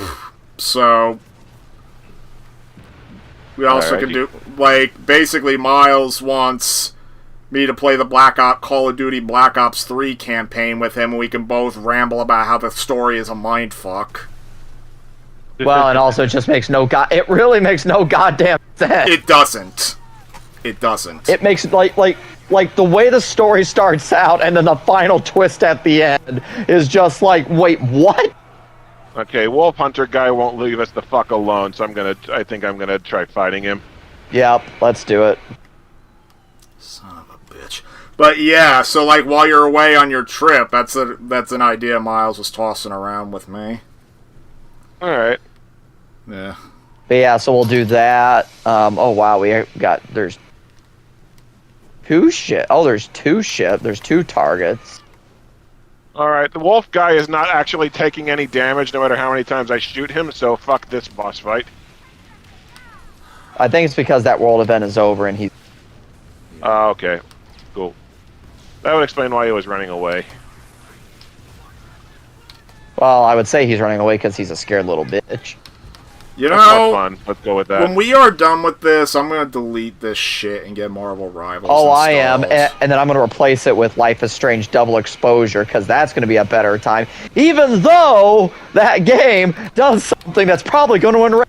Yeah, and I know exactly what that is. I don't You know know what it means. Well, Life is Strange has the first game has a wonderful relationship between the character of Max and Chloe Price. It is very touching. Like, it's really well done, like extremely well written. And one of the choices you make, which I guess is now considered the canon ending, is you let this town be destroyed. Because, like, if you don't, then when you go back in time to stop the town from being destroyed, your friend ends up dying because the whole off because you stop your friend from meeting a fate, and that throws the whole time thing for a loop. But anyway, so your character makes this choice to basically be with this friend she really loves, and it's like a emotional and touching ending, basically like they're going to be together.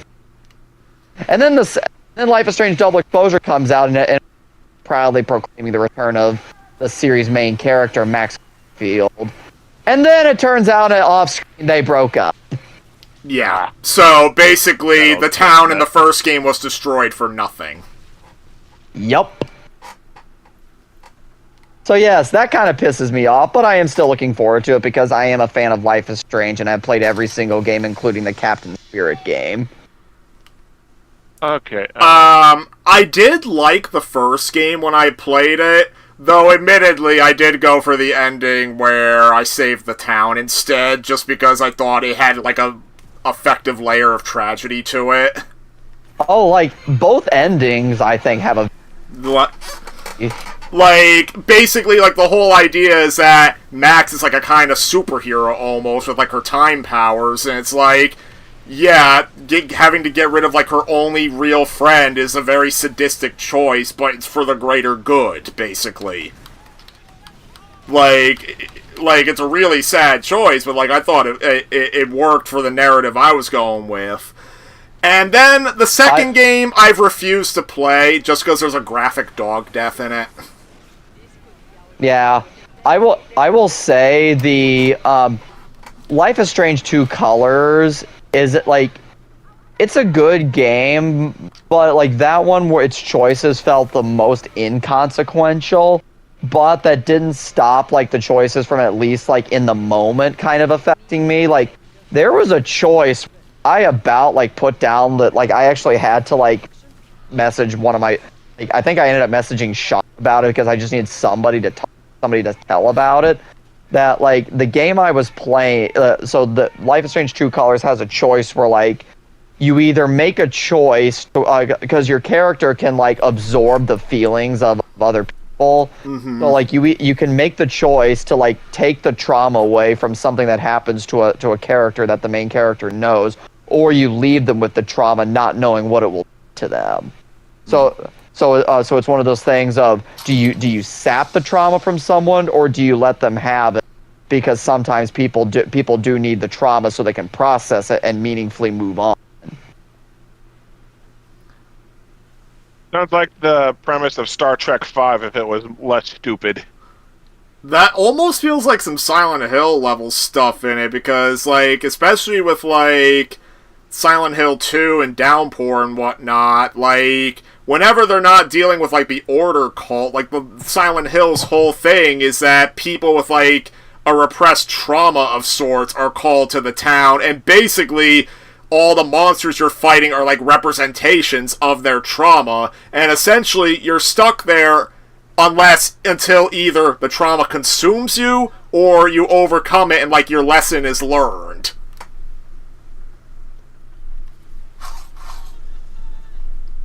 Yeah, so like so like I at least like I would rather play like even though it's big story choice is going to be rage inducing, I cannot wait to kick off Skull and Bones for my system and start installing Life is Strange Double Exposure. I'm just going to install Marvel Rivals for when we play it. In fact, oh yeah, and I'm going to get started on installing too. By the way, the fact that you told me there's a bot mode does have me a little bit intrigued. Well, what it is that it's PV like you when you play against AI bots, you play with other people. Well, you play with other people, but then the opponents you fight bot. Well, see, that's the thing. Like because other people can't really screw you over, assuming there's no friendly fire. That is, but well.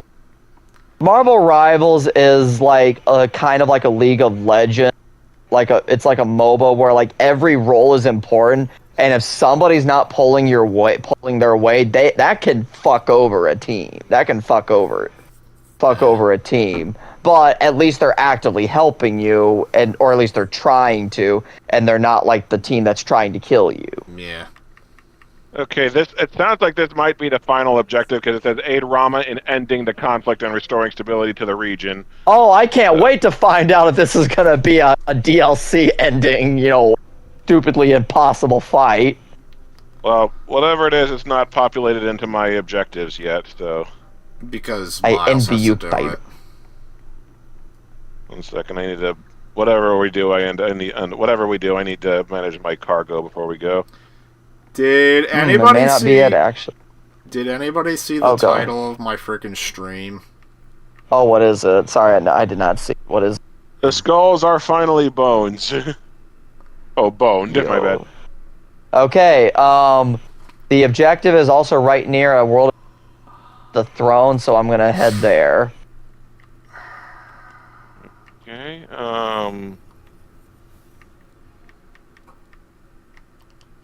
Oh, and goody, it's in the middle of a storm.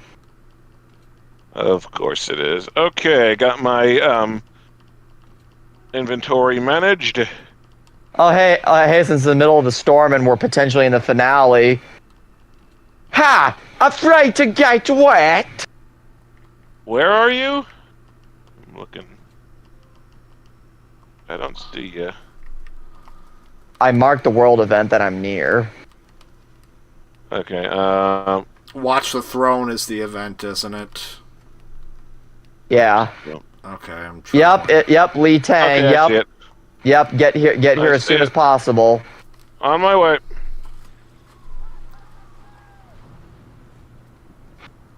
And she also has Oh. minions, so we might want to take The air is them all out. green around me, too. Yep. Sink Li Tianning and resolve this war between factions. Okay.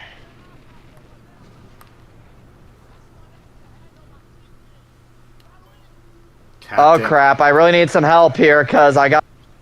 Captain Apak. Apak. Okay, that's not part of the quest. That is a It is a world event. That's APOC is. Okay, yep, Alright. I need some help over here. All right, I spawned next to this level 8. This ship that needs sinking. Okay, yep, just get over here, please. Because these guys with flamethrowers are really fucking annoying.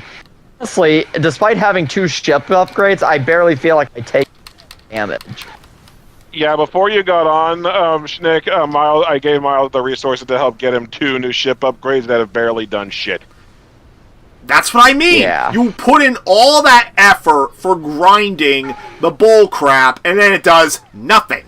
You get nothing from this game. You get nothing!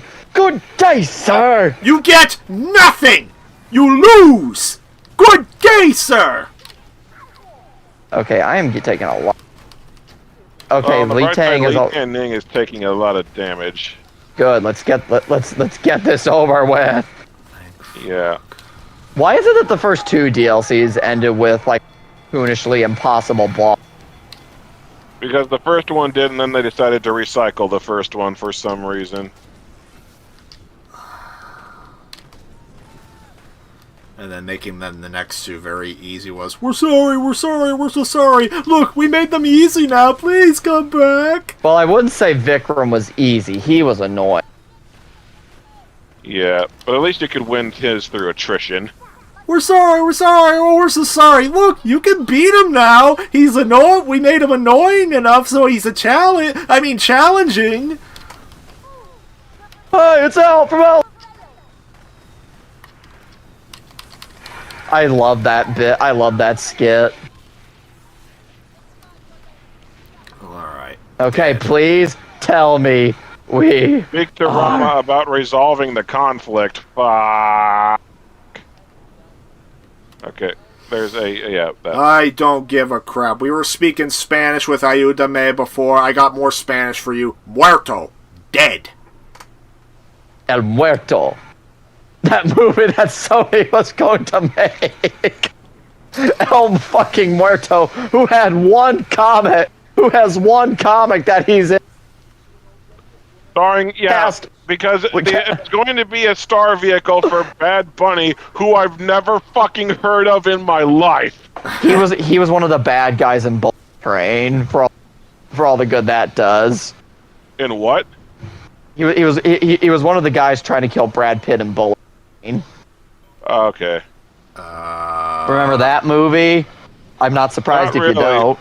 Exactly. Oh, I just watched it for Mystery Science Theater. Was he the Hispanic guy who had no Yes. fucking reason to be in there because he died right away?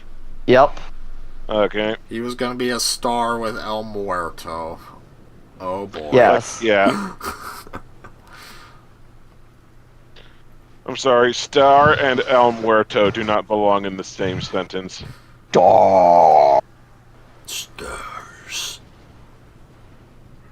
I'm sorry, but I like how many of the more recent Resident Evil games try to make frickin' Nemesis sound like robotic and monstrous, and yet, oddly enough, his voice in the original game, the most minimalist one, is the more threatening one.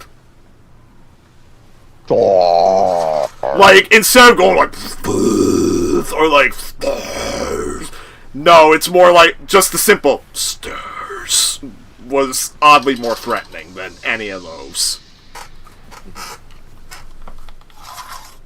I have to blow the fuck out of everything nearby because it won't let me dock until I'm out of combat. Well, then I shall help you. Stars. Man, this level 10 ship is taking a shitload of damage. And it's running around like it has the fucking zoomies.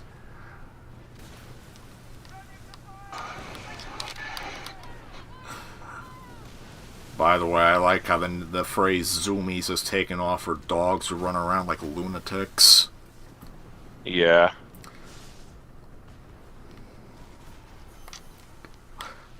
Because that's literally what my dog's been like his entire life. And then his daughter inherited it. Nice. Hey, are we good? Yes, I can disembark. Yep.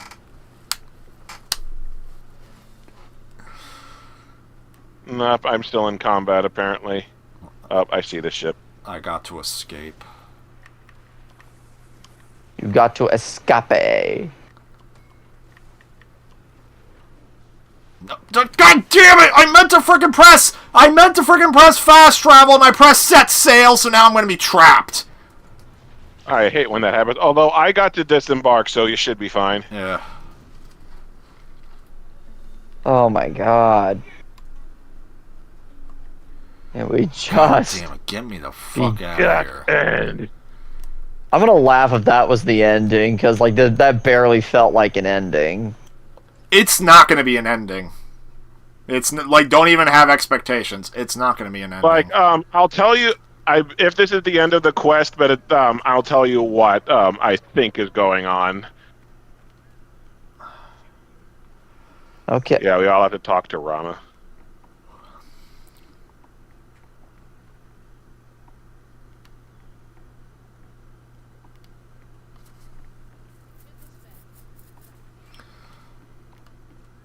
Random thought, Miles, frickin', because we were talking Nemesis before, I need to show you the original Resident Evil 3, somehow.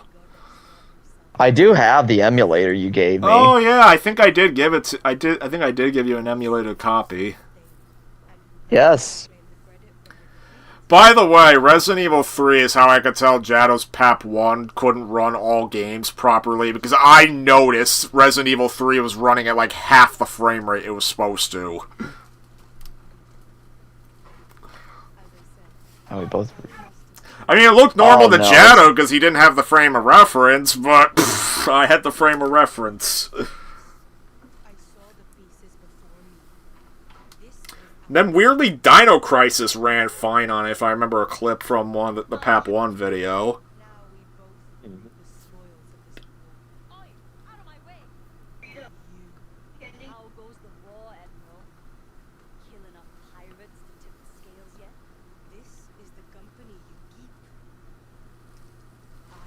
Oh, so I guess Rama was playing both sides.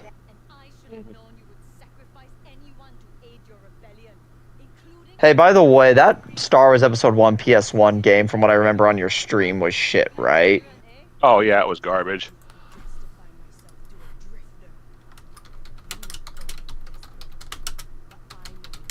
Oh, so Rama just used us this whole time, is what I got. Mhm.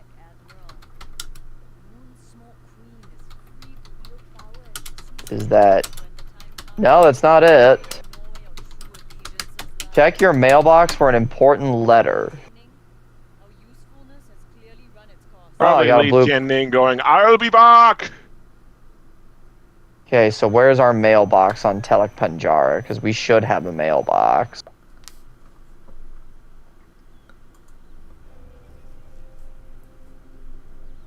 Oh, yep, I see it. Phoenix Talons. I wonder what weapons those are. They look like cannons. But do we really care? Not in particular.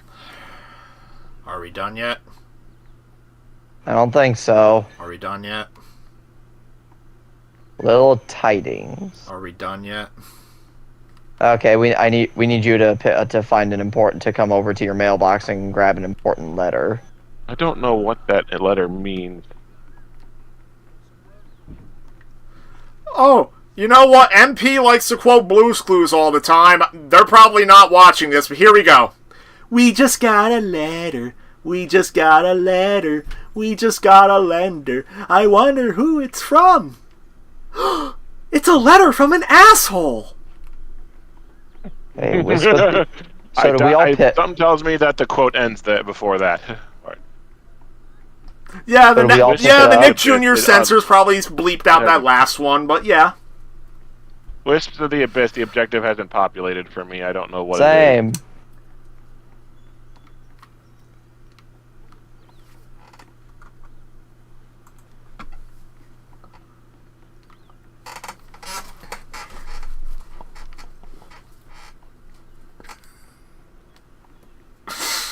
Just check your mailbox for an important letter in the quest journal.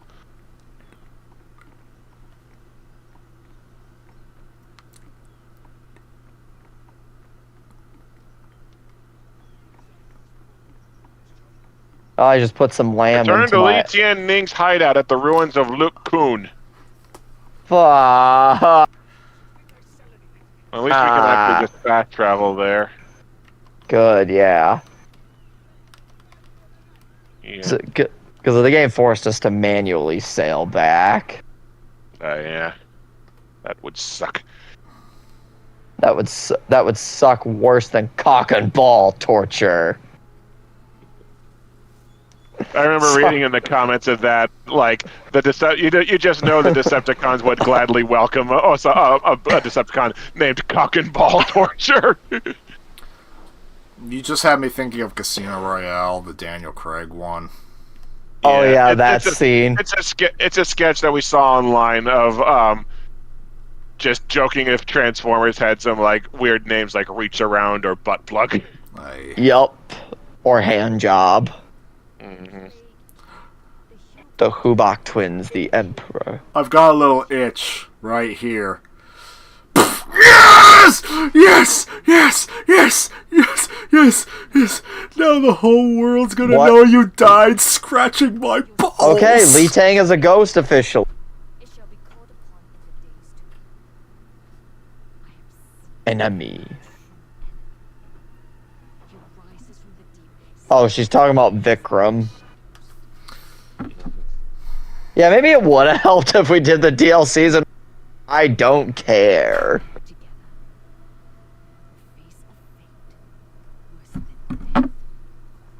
So is that the end of the DLC? Oh yeah, by the way, I still like how our character doesn't talk. Yeah. Wisp of the Abyss, investigate hideout. I think that's the end, because now it's got me going back to the Hubak twins plot. It told me to investigate the hideout, which I guess I did. Well, yeah, Wisp of the Abyss Step 3. For me, Wisp of the Abyss is gone. I just have to go far enough to get the cutscene.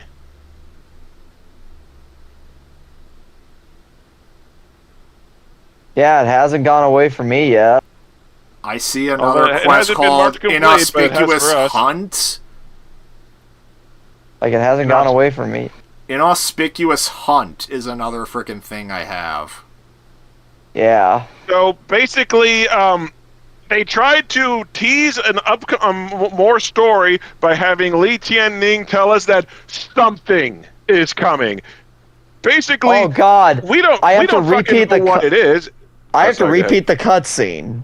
Apparently, luckily it's a short ass cutscene. Okay, I thought they were going to set it up to where the emperor that she was fighting was going to be the villain of a later season. Except, I don't even think it's that detailed. I think they're just like she might have been talking about Vikram. Like, they literally just have her say, something big is coming, ooh, like, just okay, let's look at... We haven't written it yet, but something will happen eventually. Let's look at Inauspicious Hunt. I don't think that's on my quest line. It is. Oh, there it is. It is for me. God, we're still going. I think we've already done this. We might. I'll go ahead and. I mean, it's only active for. I only see Schnick and myself as having it. I think I still have it because I just selected it on the menu. Yeah, inauspicious hunt. Oh yeah, it says you both need to like. It says I have to wait for other players to complete. Yep. So yeah, Schnick, you need to come back to Rama's office. I just saw Jado jittering. I think, or at least yeah, I saw Jado jittering weirdly. More. No, I think that quest is just bugged.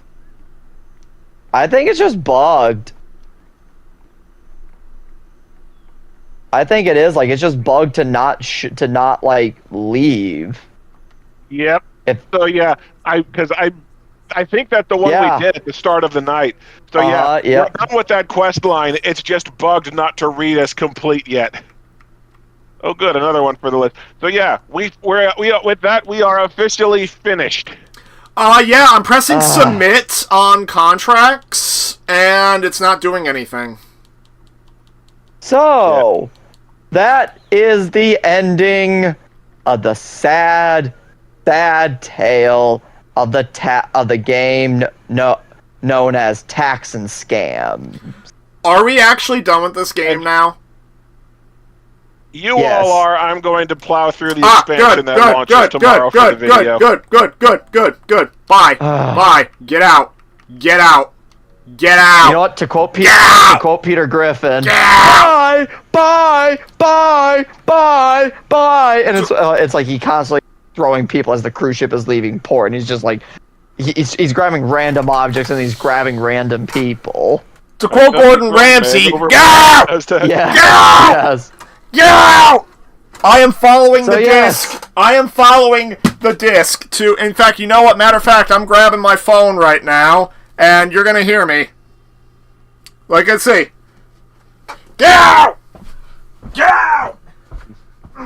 It is as of 9:23 p.m. on April the 14th of this year, our Lord 2025. All right, get out. Skull and Bones. Ah. How appropriate is it that the very last thing we experienced was a game bug? Now, close it up. Yes! Yes! Get out! The last thing we Get experience out! is a game bug! Get That out! perfectly exemplifies the experience!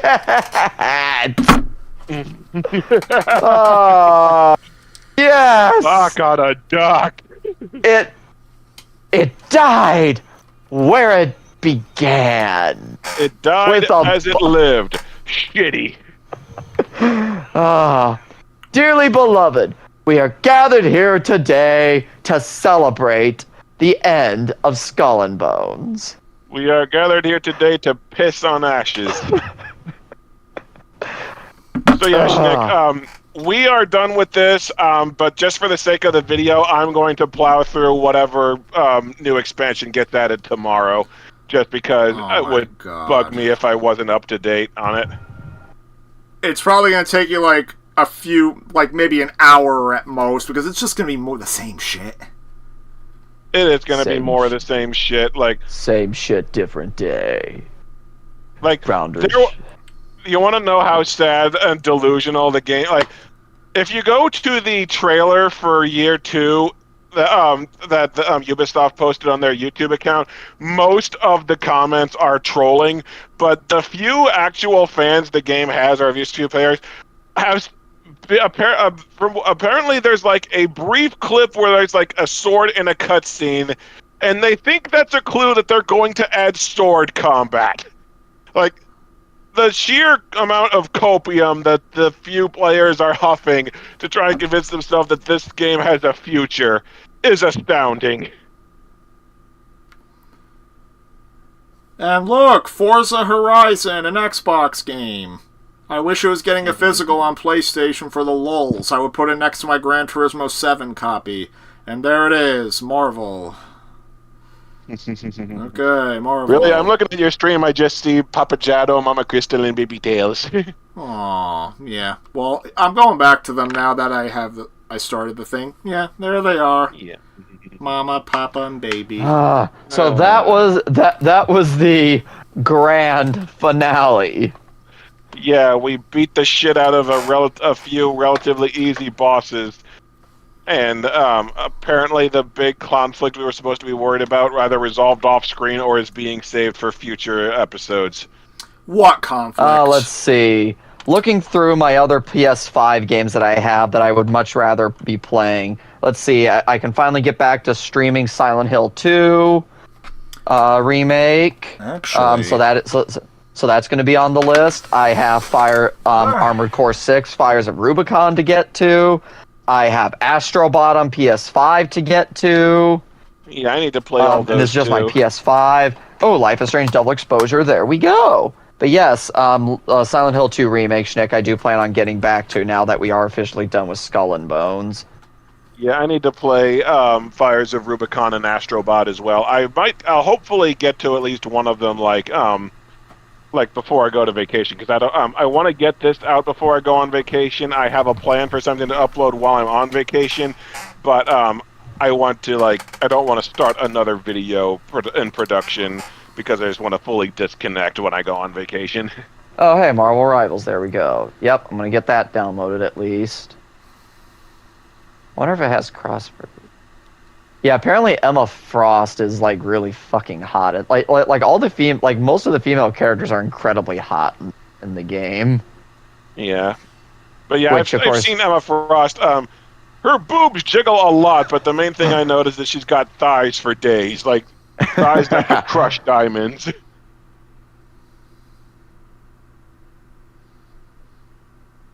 Yep, downloading Marvel Rivals.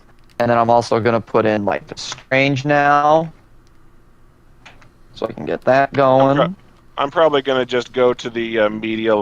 Well, I'm picking up some pieces of aid from a manufactory, but then I'm just going to go into the media library on my system and finish labeling the mountain of videos I've got of this game so I can track them for making them. I need to send you more of my clips too. Yeah. You were saying? Hey, Nick, did you tell me that the prison is one of the last few major I have one more major area after that once I beat the prison? Yeah, in Silent Hill 2 remake, there's one major area that I'm aware of that I remember after the prison. Okay, and then after that, I should be on the downhill towards completing the game. Yeah. Okay, yep, I also got Life is Strange installing now, so I feel so merciful that Skull and Bones is no longer on my screen. I like how I deleted Skull and Bones without any hesitation, whereas Suicide Squad, maybe there was a little bit, if only a little. Well, and to make space, I am going to have to finally eject the Metal Gear Solid Master Collection off of my hard drive. Yeah. Well, you beat the game, so you're free to do that. Yep, I'm just gonna make sure my cloud data is saved. Yeah. Yep, good. Cloud data is saved. Excellent.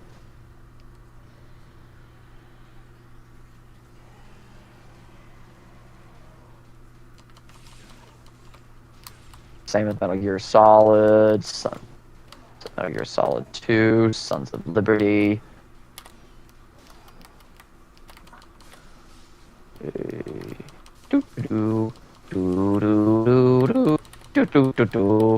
Ba ba ba. You know what? I know it doesn't deserve the dignity of this music, but I feel like I have to. The na na na na na na na na na na na na na.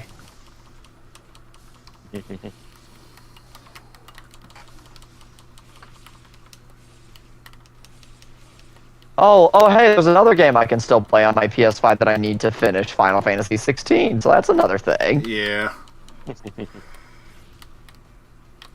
Much better game, I am very certain. Oh, hey, and Star Wars Outlaws, a Ubisoft game that I actually rather be playing. Oh, hey, I just love seasons. when Yahtzee made his video on on Star Wars Outlaws, and he mimicked someone asking, "So, how does it play?" He just like slowly turned around in his chair and like just leaned forward into the person's face, like, "You fucking know how it plays."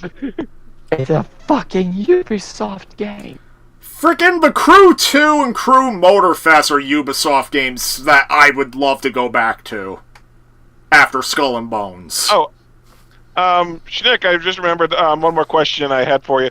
My PlayStation Classic, if I wanted to put a larger USB drive, what would I need to do just to kind of expand its memory a little bit? Like, is there some special formatting I have to do, or can I just like copy all the files from the one you gave me? It needs to be like in FAT32 formats. Like, and like converting to FAT32 format, you may or may not have to like use like a program that that's like gives you like more freedom with formatting drives. But like the big thing is that it has to be FAT32. Okay. Yeah, and you may have to. Like you may have to experiment a little bit because some drives might work better than others. Oh. But like the big thing is that the powered USB hub you have is what gives you more compatibility. Okay. Oh wow. Hey Schnick, you want something? So the thing I like about cloud storage, it tells you when you last accessed the game, because of course because that's when you last played the game for it to save. I have not like touched the Metal Gear games ever since I'd beaten each of them. Guess what the date was when I beat Metal Gear Solid. It was over a year ago, I know that. It was, and it gives me the time. November 24th, 2023 at 11:17 p.m. Wow. So that was my journey. So yeah, my journey through the original Metal Gear Solid at long last, despite my procrastination, is complete. Yeah. About time. It took you played MGS2 almost immediately after beating the first one. Yeah. Then 3 took you forever. I know it did, and like I said, it is because I was heavily procrastinating. I mean, I'm guilty of it too, but yeah.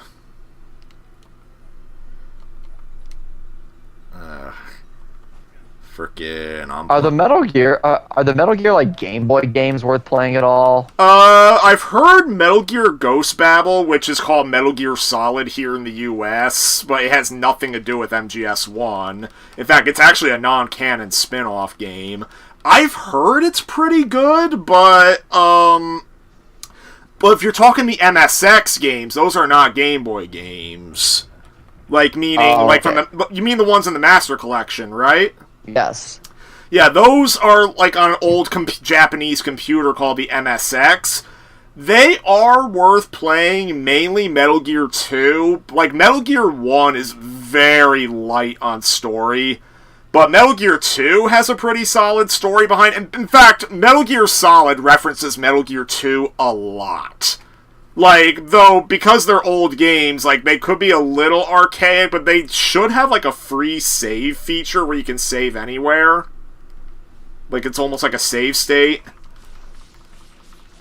Like, that's if you want... But, yeah, like, if anything, I'm kind of sad those aren't getting remakes. Like, if anything, they should have been remade before MGS3. Wow. Like... Double Exposure is almost done. But yeah, I love how bloody this game is. Ninja Gaiden 2 Black. Freaking, it's just like the original Ninja Gaiden 2. Aren't there some hot women in it? Oh yeah, there is. I showed you the back of the box.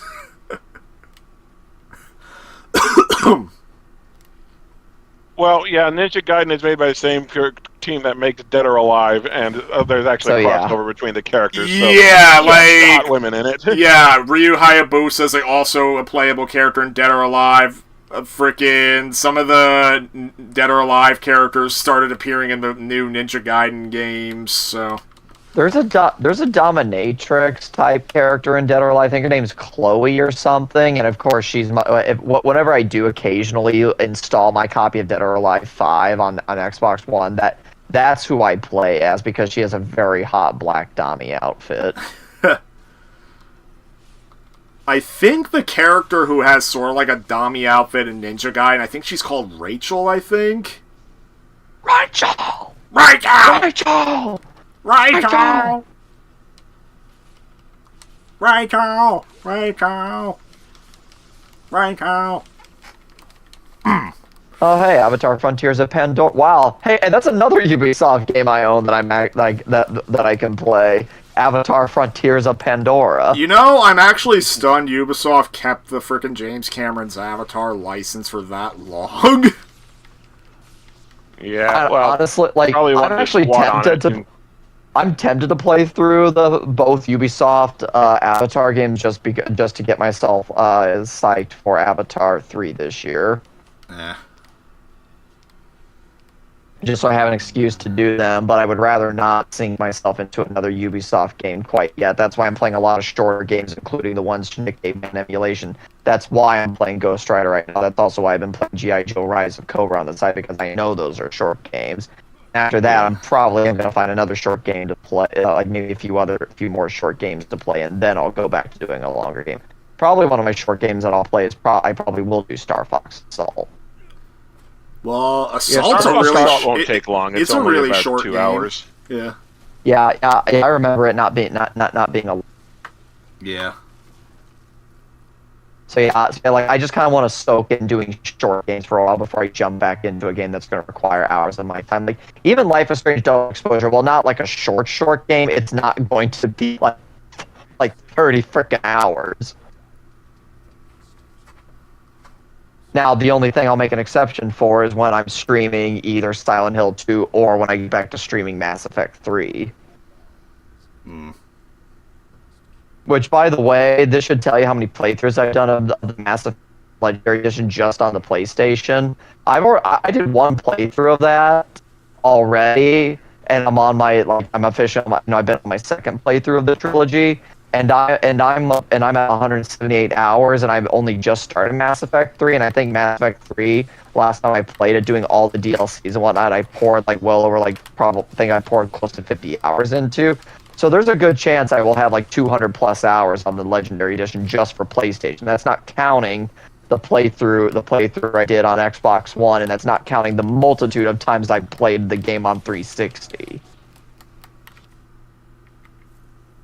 Oh hey, Life is Strange Double Exposure is done.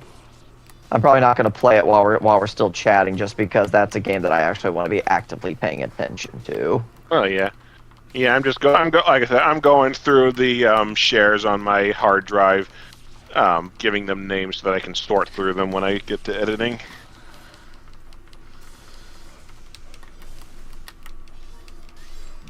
I guess I could. Marvel spend a little Rivals bit of is time, ready for me. playing with you. As I could spend a little bit of time playing more Star Wars Outlaws, just for funsies.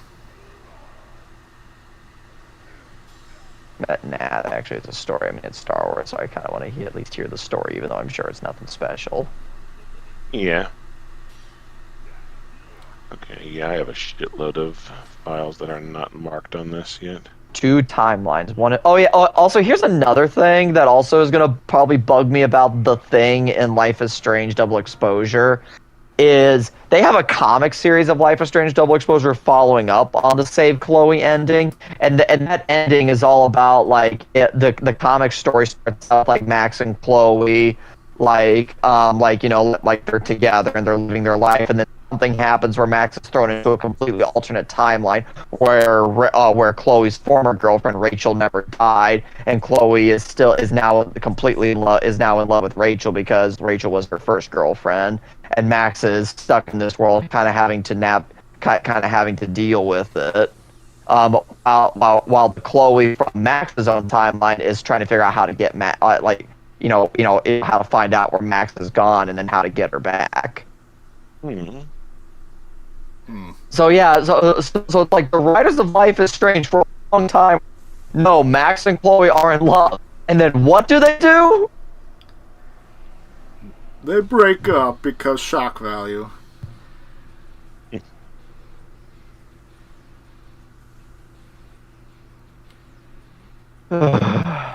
Let's see, what do they have on sale? Spring sale ends on the 23rd. I have no idea what's on sale right now because I haven't checked. I don't really buy digital games on PlayStation. I sometimes do because sometimes they have pretty good deals. I understand. I get it, but like I haven't. Like Amazon. Oh, I was gonna say, hey, Amazon's failed MMO New World Eternum. Frickin'. But go on, yes. Most digital games I buy on sale are on Steam, just because Steam's the only option. That's where I try to get my digital games. Oh, hey, Nods. Someone left a comment recently that Suicide Squad Kill the Justice League is still going on sale a lot, and every time it goes on sale, it's for 90% off. Yeah. It's $10, right? It's $10 for the digital deluxe edition on Xbox right now. That's not even the least it's been. Yeah, it's been $5 for the deluxe edition. Yeah. Let's see, Sonic Superstars is $23.99. Atomic Heart, The Quarry Deluxe Edition is $11.99. New toy to play with. Wo Long. That.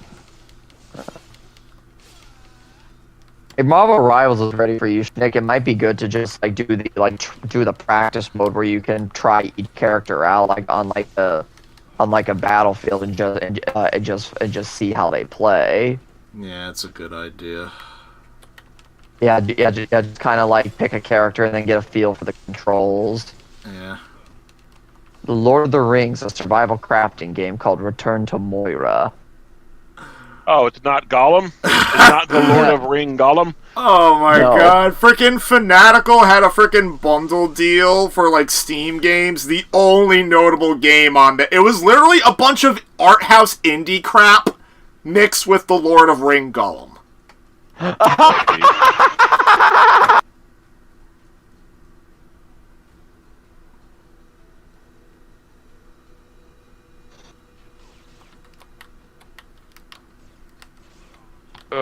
Well, my plushes are all in a dog pile on each other, so they'll be moved over on the weekend. They'll be moved over on Saturday. Yeah. Okay. Yeah, right now I'm just kind of spending the weekends there because the only reason why I'm available tonight is because I'm back at my house because that's where my TV and PlayStation still are. Yeah. Well, yeah. When I moved, I just moved all of everything at once. Yeah. And moved out right away. I do want I do want to move out. Like I don't want to delay it too long, but like for me, with something big like this, I need to take it and break it up into say 3 or 4 chunks and then do it in those chunks, and then the more stuff I get over there, the more nights I'm spending over there. Yeah, I got you. But yeah, I at least spend Saturday and Sunday night there, and even though I don't have a TV, at least I have my laptops over there. So I pulled up my Vudu account, and that's how I watch Terminator. So I just laid on my couch, my laptop, watching the original Terminator. Mm-hmm. Go at your own speed. I just remember... I am speed. I just remember the process of moving in and out of my dorm room during college. I just remember... my set of roommates in junior year was not very good, and I was really happy to get out of there to the point where when we brought all my crap home in the car, I unloaded it all by myself. I didn't even I didn't even wait for my dad to say he was available. I just pulled it all out of the car by myself, and I had this smirk on my face.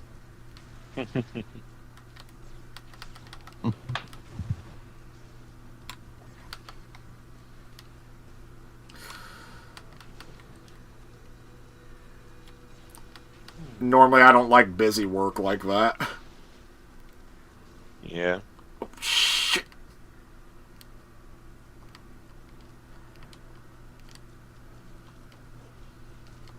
I'll kill these guys down here.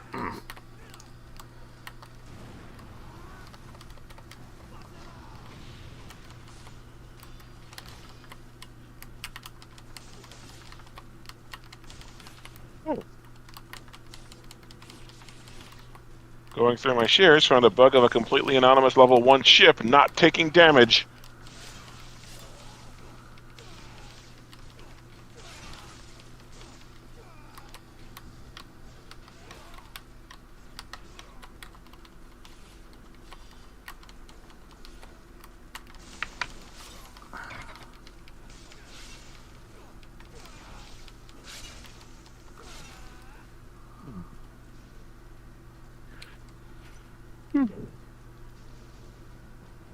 Yeah, I still need to send you more of my clips. I mean, you're probably not. hey, look at There's Thank you for so. taking this journey with me again. Yeah. Oh, you're welcome. I mean, this and, one. And hey, look at it. Next Monday, we get to watch At World's End. And Yeah. the next journeys we're taking are not even really pain. Like, At least I solemnly miss Suicide Squad because fucking by the last few streams we did of Skull and Bones, I was actively hating myself playing it. Like, I may have seen Honestly, that way like- for Suicide Squad, but honestly, Suicide Squad had its charm. If only a little bit. Yeah. Like, it's weird to describe, but At yeah. least we could do like funky dance parties, Yeah. Yeah. and then we could sing and whatnot. Like I feel like that has to go in the review of like Skull and Bones made us so mad or whatever with the game that we actively longed for Suicide Squad. Oh, that's how I open it, by saying, like, we didn't like Suicide Squad, but 2 sessions in, we were praying for it again. Praying 'Cause for I the was like, I sweet needed- mercy. Because, yeah, I needed something to go at the start of the script before I got dug into, like, the hilariously hypocritical pages of fair play and stuff when you start up, and I decided to just go with that.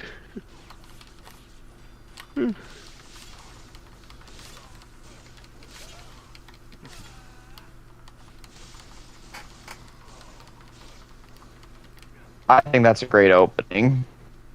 Yeah. Well, thank you. Yeah. But freaking yeah, this game, Skull and Bones, like Suicide Squad. I could see, like, maybe there's a blue moon's chance of me ever firing that game up again. Skull and Bones, I never. Especially intend if to they play make the again. cosmetic free in Suicide Squad. Yeah. Skull and Bones, I'm never gonna play again. I don't know who the hell would buy it for me. I would even get rid of my copy if I need to. That is how little I want to play it again. Yeah, once I'm done with the... I might fire it up once or twice. Well, I am going to fire it up to try the first part of year 2. But after the video's done, I'm never touching Skull and Bones again. Oh yeah, I have no intention of ever touching it. Like, Suicide Squad was looking real... Yeah, Spectre, that's kind of accurate. Like, by the last few Skull and Bones streams... I mean, I had other stuff going on at the times, but Skull and Bones, like, did not help.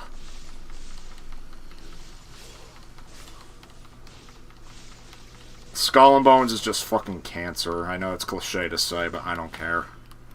Well, hey, again, like we have, like I said, we have The thing is, we it's have the At World's cancer End in the on future. Ubisoft. We have Marvel Rivals to look forward to, and then eventually, somewhere down the pipeline, we have Dead Island 2 to look forward to. Yeah, Dead Island 2, And I since we'll be really want to play with you both. And since we'll be doing the DLCs, I can guarantee you, Jado, that that one of the DLCs is a mega, like, what the fuck is happening, that you you just can't help but love it. Like, it And the is... And the only tease I will give to you for that DLC is zombies in latex. Oh, wow. Yeah, Dead Island 2, for all of its development trouble, it is stunning it came out as good as it did. It had no bit like I think in the end I would give that 2 probably an 8 out of 10, which, you know, it's a good game, it's fun to play. It had no business with its development troubles being an 8 out of 10. Yeah, like like, stuff that, like, on top of, like, improving so many of the mechanics from the original game, like, it has a surprisingly dynamic gore system that makes destroying zombies very satisfying. It makes the combat incredibly fun. Like, even though most of the quests boil down to go here, kill zombies, the combat is so fun that you don't mind it. Yeah. It's basically... Basically, Skull and Bones had no idea how to make go here, do shit meaningful. Mm-hmm. It also gives you a world that's fun to be in. Like, Skull and Bones is just drab and dreary. Like, Dead Island 2 is colorful, full of life. It helps the environments are fun to explore. Yeah. And... Screw it, I might do some quick button mashing on Diablo 3 before I go to bed. Frickin'... I feel like there was something else I was gonna say and I forgot, but frickin'... Yeah, like... Yeah, Dead Island 2, frickin' Marvel Rivals, like... Yeah, I forgot, but...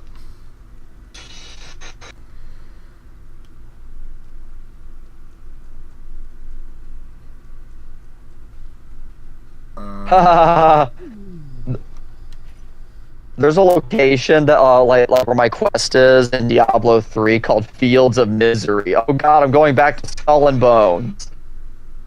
Do not go to Skull and Bones. Oh! I know what I was gonna say. There was literally one thing. One good thing that came out of Skull and Bones. Of all the things. The fucking the Al's Toy Barn commercial I made. That is like the one productive thing I think I did with that game. Can you do it on since we're still streaming? Can you do it on air for us again? Okay, freaking. I need to pull up my script for it because yes, I did write a script for it, and I only need it because I have to read it very rapid fire. Okay, hopefully I'll even do it better than when I, freaking... Alright, here we are. Alright, here we go. Brace yourselves. Yep. I'll do both parts. Alright. Hey kids, this is Al from Al's Toy Barn. I'm sending out some good deals here. Ow, I think I'm feeling a deal hatching right now. Whoa, let's see what we got. We've got Skull and Bones, new from Ubisoft, Pirates, Treasure, Crafting, Monsters, Cans, Skulls, Bones, Glitches. It's quadruple O gaming for a buck, and that's cheap. So hurry on down and scare your comedy day, just right off exit 15 and look for the giant chicken! We've got trillions of Skull and Bones copies for sale. Each of them for a buck.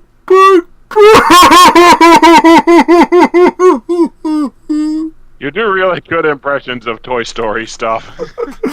Well, I've watched the first two Toy Story movies to freaking death when I was a kid, so I memorized everything right down to the freaking delivery of the lines. Maybe it's a little sad and pathetic, but... No, it's not that. I watched the second one a crap load of times when I was a kid. When I was younger, here's the thing. I've watched Revenge of the Sith so many times that I am beyond stoked to see it in theaters, and I'm probably myself because I don't want to disturb people in the theater who are there because I'm not the incorrect. I find myself constantly, saying the lines from, a bunch of the iconic moments, like one of my favorite ones is, and the Jedi rebellion. The remaining Jedi will be hunted down and defeated. The attempt on my life has left me scarred and deformed. But I assure you, my resolve has never been stronger. In order to ensure the security and continuing stability, the Republic will be reorganized into the first galactic empire for peace and security. So say I. That was good. Well, there are bits of Monty Python and the Holy Grail I've memorized. I think everyone just has that thing.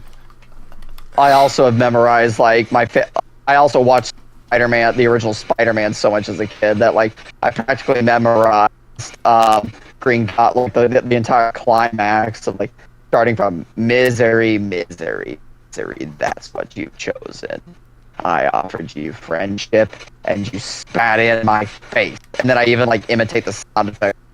Kick Yeah, those are punchy sound effects he does. He was like,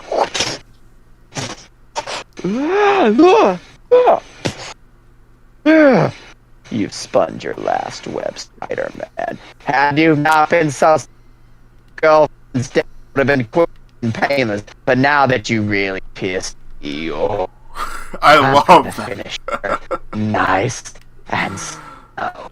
MJ and I, we're gonna have a hell of a time. Freaking, I love the way he says, piss me off. Now I need to do one. You don't fraternize English pig dogs? Go and boil your bottom, sons of a silly person. I blow my nose at you, so-called Arthur King. You and all your dusty English king niggas. That's great. Spectre says he could do the Jim Carrey Grinch. Also, he's down to play Marvel Rivals if he's open when we are, but we'll have to see. Yeah, that'll be cool. Well, like we do have a pretty set schedule, like Mondays and Saturdays. That works best for us.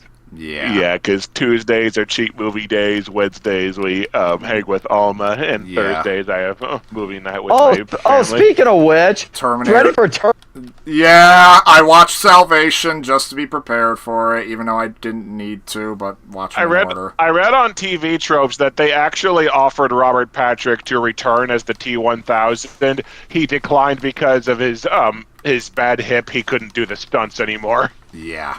Well, he also said that he declined because he felt he did the character so much justice in Terminator 2 that like he didn't want to come back and be in his movie that sucked and ruin the character. Yeah, like, yeah, and like it didn't help that he had to like do a very specific training regimen, or whatever the word is. I forget. Skull and Bones made me stupid. But freaking training regiment. Yeah, he had to do a very specific training regimen to get in shape to play the T-1000 originally. Like basically, he can Yeah, he trained with like actual sprinters to where that scene where he's like jogging and keeping up with John on the motorcycle. I thought that scene looked ridiculous. He was actually doing that. Yeah, he not only was doing that, they had to keep redoing it because he was going too fast. He kept catching John. Honestly, I need to rewatch Terminator 2 now. Well, you should. It's a fuckload better than Genesis. Yeah. and they're gonna ruin Terminator 2 first movie, especially when they have the scene of Arnold doing the natural law, and then Old shows up and goes, "I'm back." Yeah. Spectre says Saturdays would be best, but Saturday mornings. Yeah. Yeah, that might be tough because I know Spectre's on the West Coast, but yeah. But go on. Actually, you want to hear something funny? Arnold said he was glad that he passed on Terminator Salvation because he thought it sucked. Well, he also I think it sucked. Well, he couldn't have done it even if he wanted to because he was still governor at the time. Mm-hmm. Wait. They offered Arnold a chance to return even while he was governor? I think so. He did give them permission to use his likeness, though, and their plan for if he didn't was John was just going to shoot the Terminator's face off before it panned up to it. Wow. Oh yeah, and then they used his likeness for John and Marcus to fight a T-800. Mm-hmm. Yeah, that's what I'm talking about.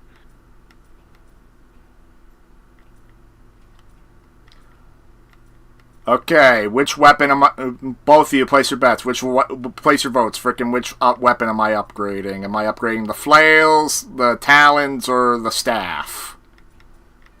The talons. Talons because claws are bitchin'. Alright, talon. I heard Miles say talons, so talons it is. What are you playing? What are you playing? Ninja Gaiden 2 Black. Okay. Frickin', that's what I've been playing Yeah, ever like that, I'm since just I doing some- shut that frickin' shitty game off. Yeah, I'm just editing the names. Yeah, I had a feeling in the names of the clips I've got. I had one where I will that was like say, a minute long. I don't even remember what I was trying to record. I'm in love with this necromancer class I'm playing as for Diablo. Isn't that 3, like one of the 'cause, DLCs you get for Diablo 3? It is. Yeah. Yep. And like the necromancer is like stupidly overpowered, especially like I've heard like as you get to like the higher level abilities, the necromancer becomes basically a broken ass character in terms of how powerful it is. I do have Diablo 3 on PS4, but I haven't played it in a... It was one of the first PS4 games I ever got, and I have not played it in a long time. Like, I forget when I last played it. Okay. Yeah, like, I personally like Diablo 3, honestly. It's a fuckload better than Diablo 4, which they, for some reason, were like, yeah, let's make Diablo 4 an open world game. Oh, and I definitely have a lot more respect for Diablo 3 than the remake of 2, because the remake of 2 is why Tony Hawk 3+4 didn't happen for years. And even though Because they were working on... Well, yeah, what happened was the 1+2 remake was done by Vicarious Visions, and they were almost going to do 3+4 until Blizzard acquired them so that they can make a Diablo 2 remake, and they were so impressed with the Diablo 2 work, or some people headcanon it's because all the talent left Blizzard long ago, and they had no talent left, and they wanted to absorb real talent, that they effectively killed Vicarious Visions to absorb the studio right into Blizzard. Oh. So, yeah, and then because of that, there's no one left to make Tony Hawk, so they had to cancel it. But now a studio called Iron Galaxy is making it, and Iron Galaxy, their experience is with porting things. So, I mean, it looks like they did a good job with the maps and stuff, but I think the engine and stuff, they were only able to pull it off just because Vicarious Visions left the work behind. And I am also not a fan of how the Pro Skater 4 levels are being reworked to be in the classic format when they were actually in a more open format, which I kind of preferred. And I don't know how to swim down. Oh, well then again, that's because I wasn't paying attention to the controls. Oh my god. Can I frickin'... What the fuck? Also, I probably am going to be buying the popcorn bucket for Revenge of the Sith. They're making a popcorn bucket? Yeah. Wow. Oh, fuck, I should have paid attention. Because now I can't swim. I can't swim. Forget... Are you quoting Pearl Harbor? Yeah. Oh my god. Michael Bay's best movie ever. Oh, there we go. I got the swimming. Come on. A turtle can't swim, but a ninja can. I'm just thinking of the AVG. I'm just thinking of the freaking AVGN, freaking TMNT NES thing. I still hate that goddamn game. Yeah, the original TMNT NES game is not good. Like, the original He's one. no good. No. Oh, fuck. Frickin' I tried playing it on the Cowabunga collection. I was getting to a point where even the save states and rewind weren't helping. Yeah. And it's subtle, but the instruction booklets that are included in the Cowabunga collection do kind of admit that the game is not good, from what I remember correctly. Oh, it does. Similar to how like Ninja Turtles 3 Radical Rescue, where the series kind of went pseudo Metroidvania, there's a bit in the like guides and instructions that admits that this game is hard as balls. Frickin'. It's funny because you know what? There's a game. Sorry. Real quick, there's a game on sale right now on PlayStation called Hentai Shop Simulator. Oh yeah, there's a ton of old of crappy like shovelware games that just sell themselves using the name hentai or waifu or waifu anime girls, and then or waifu like waifu impact. Oh yeah, pretty much yes. Yeah. Just what the fuck? like that like. Jesus Christ, people.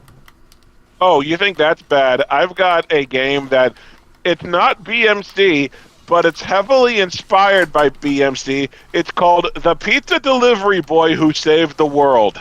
It's an FMV game. Oh my god. Like, and then like live action cutscenes with real people. I have not played it yet.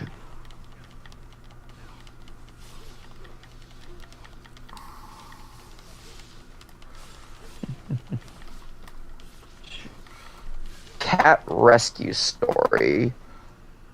Jeez. Bulletstorm Full Clip Edition. Sounds like Cat Rescue Story sounds like a rip-off of Stray. Yeah, probably. Airport Police Contraband Simulator. Okay, that's just weirdly specific. Frickin', they'll make a simulator out of anything. Oh, they will. There's a you name it, there's probably a simulator game for it. Whether it's good or not is an entirely different question. Oh yeah, that Evil Dead game that fizzled out. Yeah, it's like another multiplayer thing. Oh, good God. There's a game called Cat Simulator, and you can tell clear as plain as day that the cover art is AI generated. Like, if you can't even make a simple cover art for PlayStation Store with, with your own two hands or pay someone to do it, fuck you. Yeah. Mm-hmm. Like, it's a simple, like, square-based cover art. How hard is that to do? That'd be how laziness frickin' thrive. Mm-hmm. Apparently there's a game called Star Trek Legend.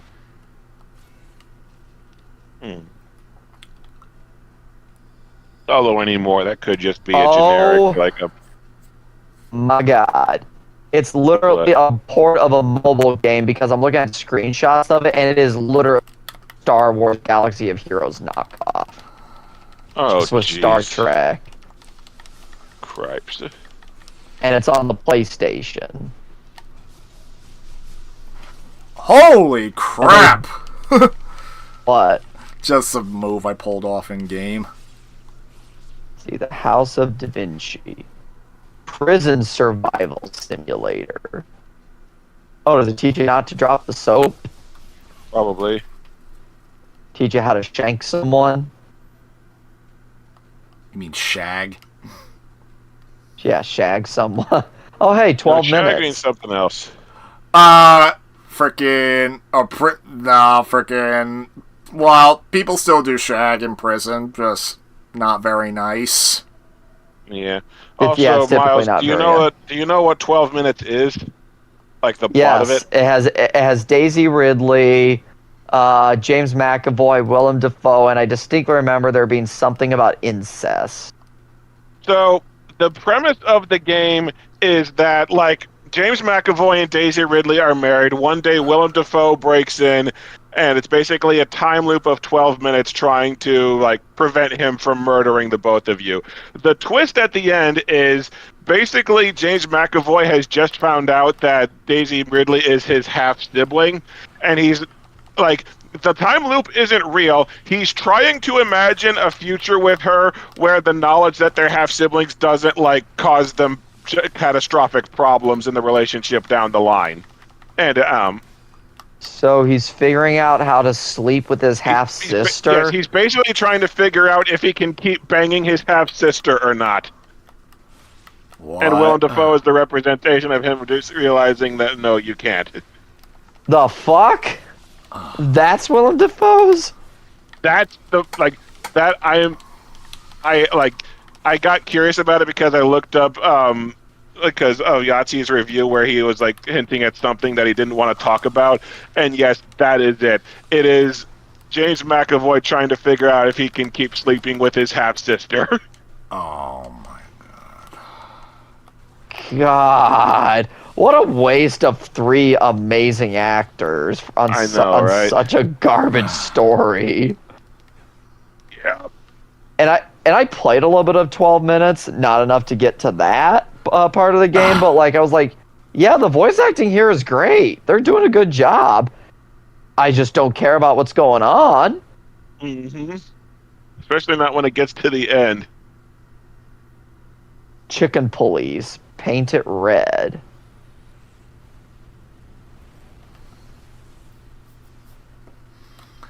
That's a game. Oh yeah, what I was gonna say about the TMNT NES game, there was a time when you could buy it on the Wii VC.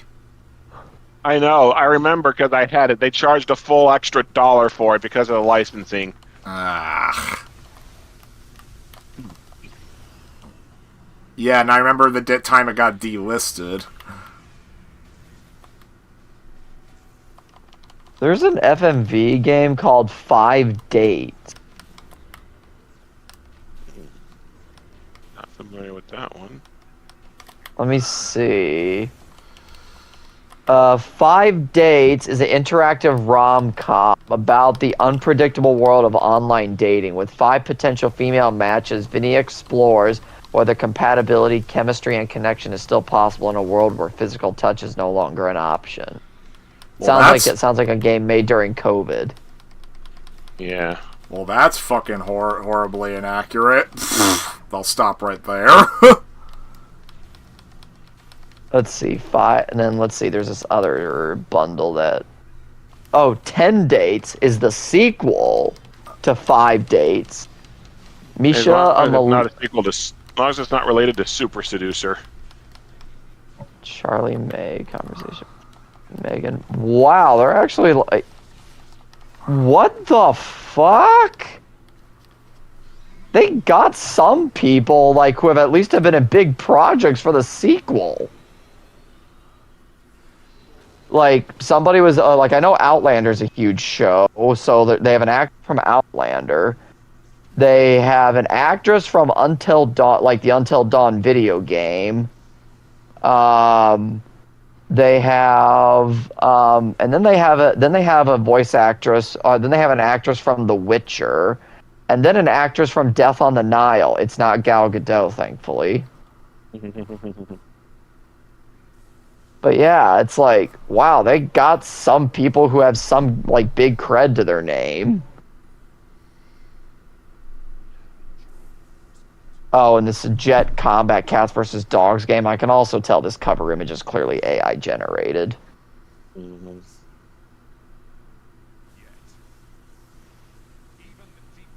Yeah, going through PS4 shovelware is not as fun as going through shovelware movies on Vudu.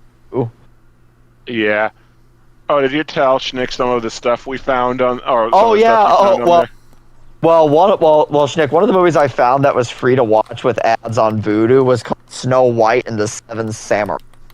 Well, I've found lots of stuff on free with ad services, not just Vudu, but like Tubi and whatnot. Yeah. Tubi, like if I ever have a night at my house where I just want to sit back on my couch and watch some shit, I could just go on free with ads on Vudu or Tubi, and There's also Amazon Freevee. Yep. Honestly, there's some. There are some like free movies. when I'm kind of in the mood for a trash, there are some episodes of Mystery Science Theater I want to catch up on. Like after I left the group on Saturday, I came home and watched a movie called. It's got multiple names. Its main title is Operation Kid Brother. It's also known by the name Operation 0007. It stars Sean Connery's younger brother Neil Connery and has several actors from the Bond movies, including Largo as the main villain. And basically, Neil Connery plays a plastic surgeon who has extensive magic hypnotism powers, who's hired by M and Moneypenny to stop Not Spectre from taking over the world because the actual Bond is busy. Oh my god. The plot is completely incomprehensible because, Not Spectre's plan, they're called Thanatos, I think. Their plan changes 3 different times. The first half of the movie, Neil Connery is trying to protect this woman who's got hypnotized secrets deep inside her head. She dies. We never find out why she was important. That's how badly the movie is written. Oh my god. Is that Tim Curry Pennywise? Yep. Yes, that's what he's going for. Yes. Excuse me, do you have Prince Albert in a can? You do? Well, you better let the poor guy out! Up! Up! Up! Up! That's where that comes from. I also another one of my favorite Tim Curry lines is when he's just hamming it up during the climax of Scooby-Doo and the Witch's Ghost. And he's like, "Dreadful darkness, hear my cry. Bring back one who cannot die, and let her eat." Tim Curry hamming the crap out of a Scooby-Doo villain is just an all-time favorite of mine. There's a character that Tim Curry voices in a Nickelodeon show called The Wild Thornberrys. He voices the dad, Nigel Thornberry, and, that character is a fountain of memes.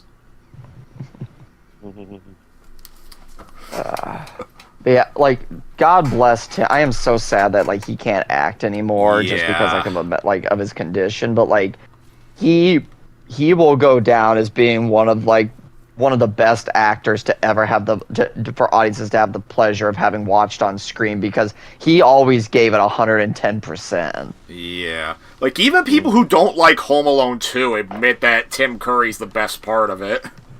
Oh, Tim Curry is the reason to watch Home Alone 2. Yeah. Okay, I think I've actually got okay, not. I think I've actually got all the videos labeled on my hard drive, so it'll be marginally less headache-inducing to edit the video together. They did add I forgot they added Ultron to Marvel Rival too. It was Emma Frost and Ultron were the most recent. Yeah, I think they added Ultron a little after they added Emma Frost, but yeah, they did add them both. Yeah, apparently Ultron's a healer. And Emma Frost is a tank. Does this Ultron quote Pinocchio? I do not know. But, by the way, apparently James Spader actually said he had a really fun time playing Ultron. Well, considering his dialogue, I wouldn't be surprised. Yeah. I think James Spader just, he took, I feel because, I've been seeing clips of his role on a series called The Blacklist, which he was the star of. Oh, yeah, and he was on that for ages.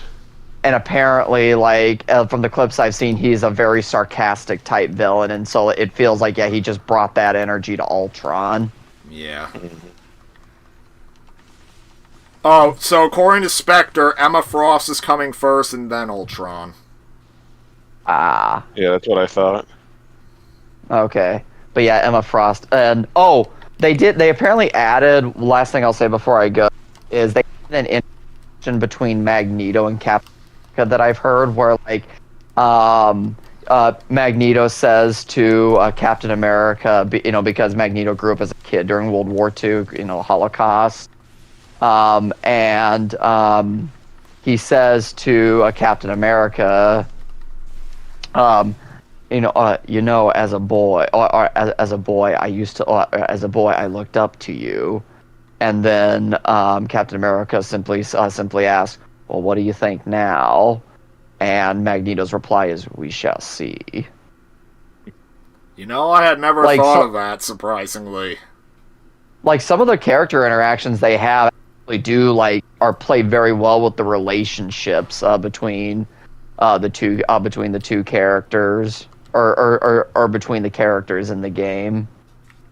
I distinctly remember there was an episode of X-Men Evolution where it was a lot of flashbacks where, Wolverine worked with Captain America during World War II, and the two of them, saved Magneto as a kid from the concentration camp. Avengers Earth's Mightiest Heroes is, Captain America origin episode specifically has Wolverine as part of the squad that, Captain America's leading. I keep forgetting that Wolverine... how is it I keep forgetting that Wolverine and Magneto would have had the potential to interact with Captain America during World War II? Well, Mental Gents, it was a pleasure having beaten Skull and Bones with you. It is now off of Schnicks and I hard drive. Jado, may God have mercy on your soul.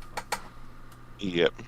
For playing the expansion. You'll have to tell us how it goes, and I bid you adieu. I bet you it goes boringly. Have a good night. I'm going to see The Amateur tomorrow, so that should be fun. Real quick, we will not be doing Justice. Well, we'll have to wait till not, but the day after. Oh wait, shoot! Actually, I won't even be able to do that. Wow, we're just gonna have to find a different day, at least so at least find a different day before we get back to our Saturdays for us to do Justice League on, because my next Saturday is gonna be a little, because I'm seeing Sinners in the evening on Saturday, and then I'm seeing early evening like 4:20 Revenge of the Sith the following Saturday with my friend. Okay. My sisters. We'll just have. This Saturday I'm busy, but yeah. So we'll just have to find a different day at least, so we can squeeze Justice League in, because I do want to get back to Justice League. And yep. That's the last thing. So have a good night, everyone. Yep. See ya. Good night. Good night. Yeah, it's my sister's birthday tomorrow, so that's what I'm doing. Oh, cool. Well, Happy birthday to her. Yeah, thanks.